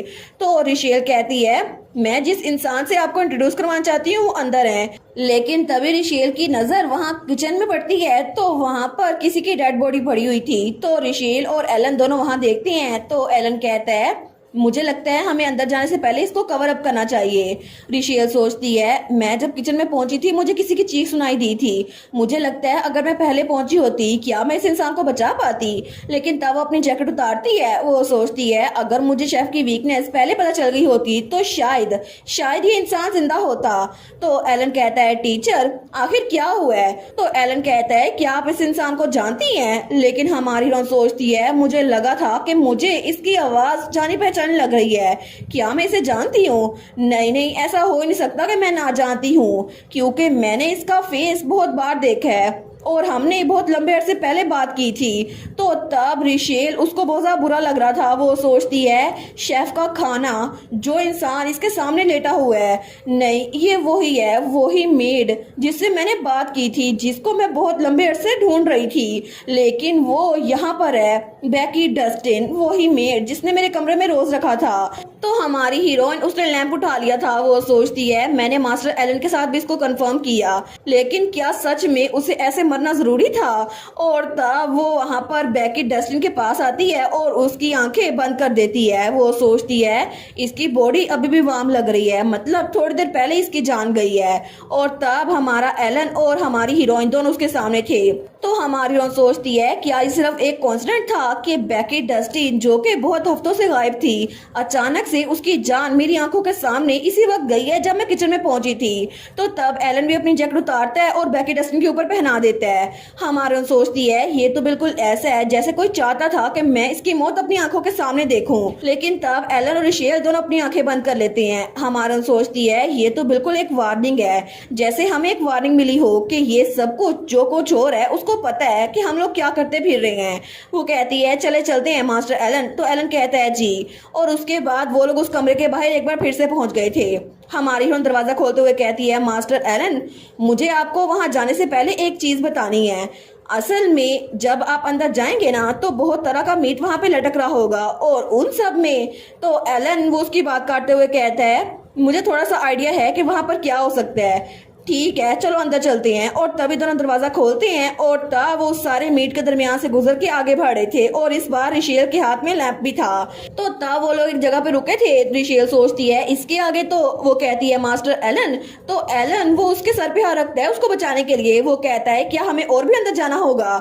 रिशेल सोचती है इस वक्त प्रोटेक्ट तो मुझे इसको करना चाहिए था, लेकिन ये मुझे प्रोटेक्ट कर रहा है। और वो थोड़ा सा ब्लश भी कर रही थी। और थोड़ी देर बाद ही वो लोग उस जगह पे पहुंच गए थे। तो एलन जब आगे आता है तो वो इंसान वहीं पर था जमीन पे लेटा हुआ। वो कहता है मुझे माफ करना, थोड़ी देर के लिए मैं बेहोश हो गया था। और तभी वो हमारी रिशेल को देख कहता है हे शेफ के साथ क्या हुआ, क्या तुम लोगों ने उसको पिघला दिया, क्या तुम लोग कामयाब हो गए। तो एलन कहता है क्या ये वही इंसान है जिसे आपको मुझे इंट्रोड्यूस करवाना था। हमारी हीरोइन कहती है शेफ जेली बन गया, हमने उसको बकेट में डाला और यहाँ पर ले आए। वो कहता है मुझे पता था। और वो हंसने लग जाता है और वो तो बहुत पागलों की तरह हंसी जा रहा था। वो कहता है फाइनली वो शेफ वो मर गया फाइनली। तो हमारा एलन रिशेल के आगे हो जाता है। वो कहता है मुझे बताओ तुम्हारी आइडेंटिटी क्या है। तो वो लड़का वो कहता है तुम्हारा मतलब मैं, अच्छा अगर मैं तुम्हें बताऊं उससे पहले तुम लोग एक बार आखिरी बार शेफ को कम्प्लीटली खत्म क्यों नहीं कर देते। वैसे भी उसकी बॉडी को दोबारा रिकवर होने में थोड़ा टाइम लगेगा, लेकिन तुम लोग दोबारा से उस मॉन्स्टर के साथ फाइट नहीं करना चाहते है ना, तो इसीलिए उसके साथ अभी डील कर लो। हमारी हीरोइन कहती है क्या उसको खत्म करने का कोई तरीका है। वो आदमी कहता है बिल्कुल बहुत आसान है, फिक्र मत करो। तुम लोग को किचन में जाना होगा और वहाँ पे पर्पल फ्लेम वाली एक मोमबत्ती नजर आएगी, बस उसको बुझा दो। और जब तुमने उस मोमबत्ती को बुझा दिया तो शेफ वो एग्जिस्ट होना बंद हो जाएगा। तो एलन कहता है तुम्हें ये सब कुछ कैसे पता। वो आदमी कहता है तुम्हें लगता है मैं तुम्हें ट्रिक करने की कोशिश कर रहा हूँ, हालांकि तुम जानते हो ना कि थोड़ी देर पहले मेरी एडवाइस की वजह से तुम बचे थे। तो एलन कहता है ऑफ कोर्स तुम सस्पिशियस लग रहे हो, तुम लोग मुझे सस्पिशियस कह सकते हो, लेकिन अगर तुम लोग को मुझ पे इतना ही शक हो रहा है तो यहाँ आकर देखते क्यों नहीं हो। तो तब वो कहता है कम ऑन आओ ना। तो एलन और रिशेल उसकी तरफ देखती हैं तो हमारी हीरोइन और दोनों आगे होते हैं। तो तब वो आदमी कहता है ठीक है तुम लोग देख सकते हो, तुम लोग को नजर आ रहा है ना मैं इस वक्त इस कंडीशन में हूँ जहाँ पे ना मैं जिंदा हूँ और ना ही मैं मरा हुआ हूँ, क्योंकि मुझे उस मॉन्स्टर शेफ से रिवेंज लेना था। और तुम लोग को पता है ना मेरे दिल में ये क्या है, यहाँ पर ये रोजेज हैं जो मुझे ना जीने देते हैं ना मरने देते हैं। और मैं तुम लोग को एक बार बता दूंगा ये सब कुछ कैसे हुआ। पहले तुम लोग को शेफ का खात्मा करके आना पड़ेगा, तो जरा जल्दी करो, मैं इंतजार कर रहा हूँ, ठीक है। तो तभी हमारे रिशेल और एलन किचन में आते हैं और उस मोमबत्ती को बुझा देते हैं, लेकिन जब वो उस बकेट को देखते हैं तो वो बकेट खाली हो गई थी। तो वो दोनों सोचते हैं इसका मतलब है शेफ चला गया। तो हमारी बहन कहती है लगता तो नहीं वो झूठ बोल रहा था, तो क्या वो भी रोजर का एक विक्टिम है। एलन कहता है शायद ऐसा हो सकता है, हमें उसकी बात सुननी होगी। लेकिन थोड़ी देर के बाद वो दोबारा उसके पास आए थे तो वो आदमी तो बड़ा खुश हो गया था। वो कहता है वो फाइनली मर गया, मैं फील कर सकता हूँ, फाइनली मॉन्स्टर मर गया, सच में वो कितना बड़ा बास्टर्ड था। तो एलन कहता है हमने वो सब कुछ किया जो तुमने हमें बताया था, तो आखिर तुम बात करना शुरू क्यों नहीं करते, आखिर तुम हो कौन और तुम इस सिचुएशन में कैसे फंस गए। वो कहता है ठीक है मैं तुम लोग को बता दूंगा, लेकिन उससे पहले मेरे nameless benefactor thank you so much, तुम लोगों ने मेरी बहुत लंबे अरसे की ख्वाहिश पूरी कर दी। मेरा नाम है जॉर्ज कैमरोन और मैं बार्टन का एक एम्प्लॉय था, मैं था एक गार्डनर, क्योंकि मैं यहाँ पर एक गार्डनर के तौर पर आया था। और तब वो कहता है मुझे याद नहीं है कितने सारे साल हो गए, लेकिन मैं जब यहाँ पर आया था तो एक गार्डनर था। एलन कहता है क्या तुम्हें याद है जिस वक्त तुम यहाँ पर हायर किए गए थे तो तब ओटिस फैमिली का फर्स्ट बोर्न कौन था। वो कहता है लेट्स सी, मैंने कभी भी यंग मास्टर का चेहरा नहीं देखा, लेकिन मुझे लगता है कि उसका नाम मास्टर विलियम था। तो एलन थोड़ा सा फ्लिंच होता है। हमारून कहती है क्या मतलब। वो कहता है अगर ये विलियम ओटिस था तो वो मेरे ग्रैंडफादर थे। रिशेल कहती है तुम्हारे ग्रैंडफादर। वो सोचती है इसका मतलब है कि ये यहाँ पर तकरीबन 100 सालों से कैद होगा, लेकिन तभी वो उसको देखती है तो वो कहती है क्या रोजर ने तुम्हारे साथ ये सब कुछ किया। वो कहता है रोजर, तुम्हारा मतलब है कि वो बहुत ज्यादा ब्यूटीफुल ट्यूटर, बिल्कुल, उसने मेरे दिल में एक रोज प्लांट किया क्योंकि मैं एक फेलियर था। हमारून कहती है एक फेलियर। तो जॉर्ज कहता है मुझे लगता है कि तुम लोग को भी बार्टन के रूल्स का पता है, क्या मैं ठीक कह रहा हूँ। वेल आई सपोज इसी वजह से तुम लोग यहाँ पर आए हो, लेकिन तुम लोग को पता है ना कि स्टार्ट में तो ये बड़ी इंटरटेनिंग गेम लग रही थी और तब हमें जॉर्ज द गार्डनर की स्टोरी बताई जाती है। वो कहता है लाइफ मीनार में बहुत ज्यादा डल थी, मैं अक्सर यहाँ पे काम करने के बाद फ्री रहा करता था, तो मैंने बार्टन के रूल्स को डिग करना शुरू कर दिया।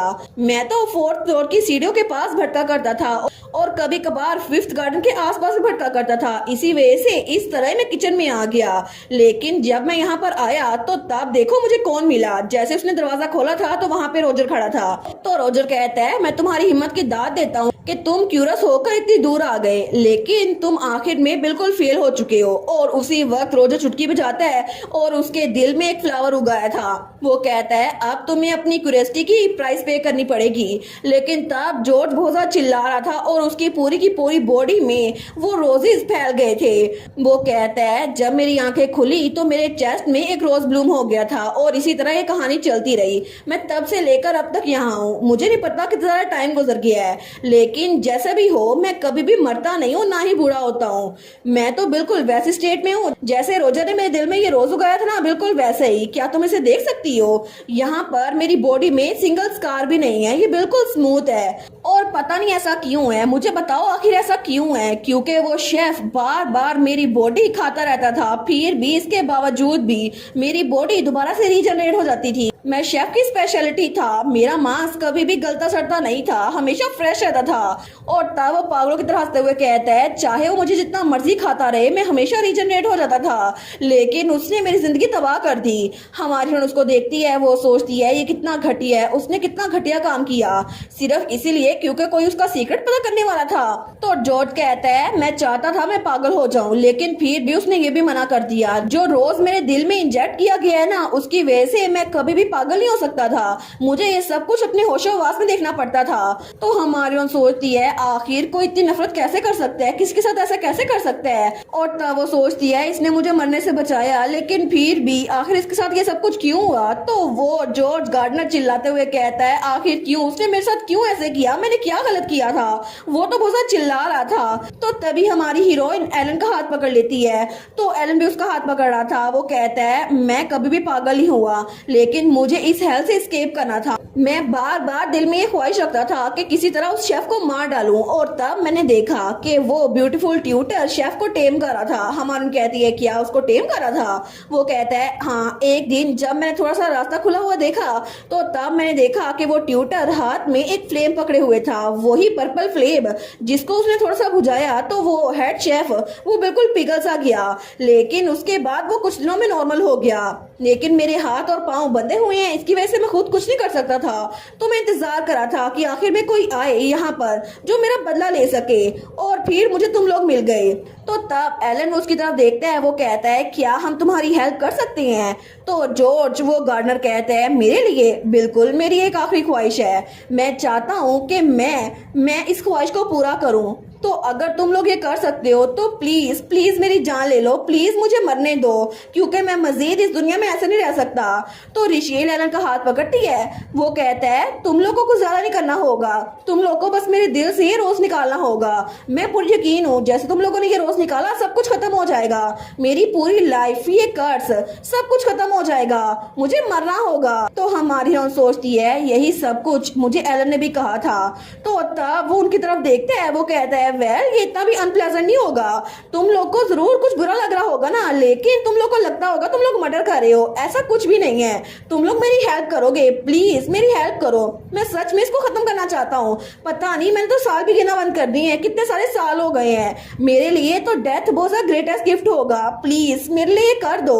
हमारे सोचती है हमें क्या करना चाहिए, क्या हम इसकी हेल्प करें, क्या इसको मरने के लिए छोड़ दें? लेकिन क्या अगर हमने इसकी हेल्प ना की तो ऐसे जीता रहेगा? तो एलन आगे होता है और उसके सामने बैठते हुए कहता है अगर तुम सच में यही चाहते हो तो मैं ये करूंगा, ठीक है, मैं तुम्हारी ख्वाहिश को पूरा करने वाला हूँ। तो तब एलन वो उसको उठाता है और उसके दिल से वो रोज खींच देता है, लेकिन वो रोज उसकी जड़ें बहुत ज्यादा गहरी थी। लेकिन जैसे उसने वो रोज बाहर खींचा था उसी वक्त वो गार्डनर उसकी जान चली गई थी, लेकिन अपने आखिरी लम्हों में वो स्माइल कर रहा था। वो कहता है थैंक यू सो मच। और उसी के साथ जॉर्ज द गार्डनर उसकी कहानी खत्म हो गई थी। तो हमारा हीरो वो उसको देखता है। वो कहता है मैं सच में कोई ऐसा नहीं हूँ जो तुम्हारा थैंक यू डिजर्व करता हूँ, तुम्हें मुझे थैंक यू नहीं बोलना चाहिए था। लेकिन उसके बाद उसके हाथ से वो रोज गायब हो रहा था। तो एलन हमारे हीरो को कहता है मैं पूरी यकीन हूँ कि किचन में एक दरवाजा है जो 4th फ्लोर तक जाता है, मैं जब भी 4th फ्लोर की सीढ़ियों पे जाने की कोशिश करता तो वो मेरा गला दबा देता था। हमारन कहती है क्या वो तुम्हारा गला दबाता था? हमारा हीरो कहता है ये इंपॉर्टेंट नहीं है। वो कहती है लेकिन क्यों इंपॉर्टेंट नहीं है? तो हमारा हीरो आगे बढ़ते हुए कहता है जिस वक्त वो गार्डनर किचन में आया उसने 4th फ्लोर पे जाने की कोशिश की, उसी वक्त उसको पता चल गया कि यहाँ पर कोई है और उसने गार्डनर के साथ ये सब कुछ किया। लेकिन तुमने कहा था सिर्फ ये एक दरवाजा है जो लोग था, तो इसका मतलब है कि हमें बस इस दरवाजे को चेक करना होगा। क्या तुमने यहाँ पर कोई की नहीं ढूंढी? हमारे कहती है मेरे पास टाइम नहीं था, मैंने बस इसको एक बार देखा। वो कहता है ठीक है तो हम यहाँ पर कोई चाबी ढूंढते हैं, मे बी हमें कोई चाबी मिल जाए, वैसे भी अभी सूरज निकलने में बहुत ज्यादा टाइम है। तो हमारी हीरोइन एलन को देखती है। वो सोचती है क्यों आखिर ये कुछ रिएक्ट क्यों नहीं करा, और तब वो किचन में चाबी ढूंढ रहे थे। तो तब हमारा हीरो कहता है यहाँ पे बहुत ज्यादा अंधेरा है, क्या हम फायर प्लेस को लाइट करने की कोशिश करें? तो तब वो फायर प्लेस के पास आ गए थे। एलन आग जला रहा था। हमारा सोचती है ये कोई ऐसी चीज तो नहीं है जिसको हम इतनी जल्दी भूल सकते हैं, लेकिन फिर भी ये ऐसे रिएक्ट क्यों कर रहा है जैसे इसे कुछ फील ही ना हुआ हो उस गार्डनर की मौत के बाद। मुझे लगता है मुझे इसे तसल्ली देनी चाहिए क्योंकि एलन और उसकी सिचुएशन बिल्कुल ऐसी थी। तो हमारी हीरोइन उसकी तरफ हाथ बढ़ाने लगती है, लेकिन एलन कहता है ये बहुत ज्यादा हॉरिफिक था। हमारी कहती है क्या? तो एलन वहीं पर आके पास बैठ गया था। वो कहता है ये सच में बहुत ज्यादा हॉरिफिक था, किसी को अपने हाथों से मारना बहुत ज्यादा बुरा था, मुझे सच में इस वक्त बहुत ज्यादा घटिया लग रहा है। और तब एलन वो सच में बहुत ज्यादा दुखी था। वो कहता है I am sorry teacher, I am so sorry, मुझे ऐसा नहीं करना चाहिए था क्योंकि उस गार्डनर की मौत वो मेरे सामने हुई, लेकिन मैं इससे पीछे नहीं हट सकता था क्योंकि उसकी सिचुएशन भी बिल्कुल वैसी थी जैसी मेरी थी, इसी वजह से मुझे ये करना ही था। और इसी के साथ ये वाला पार्ट यहीं पर ख़त्म। तो आप लोग बताइएगा आप लोग को ये पार्ट कैसा लगा, और वीडियो को लाइक और चैनल को सब्सक्राइब लाजमी कीजिएगा। बाकी वीडियोस का लिंक भी स्क्रीन पर नज़र आ रहा होगा तो काइंडली उनको भी चेकआउट कर ले। और thank you so much for watching my videos. Stay safe, bye bye.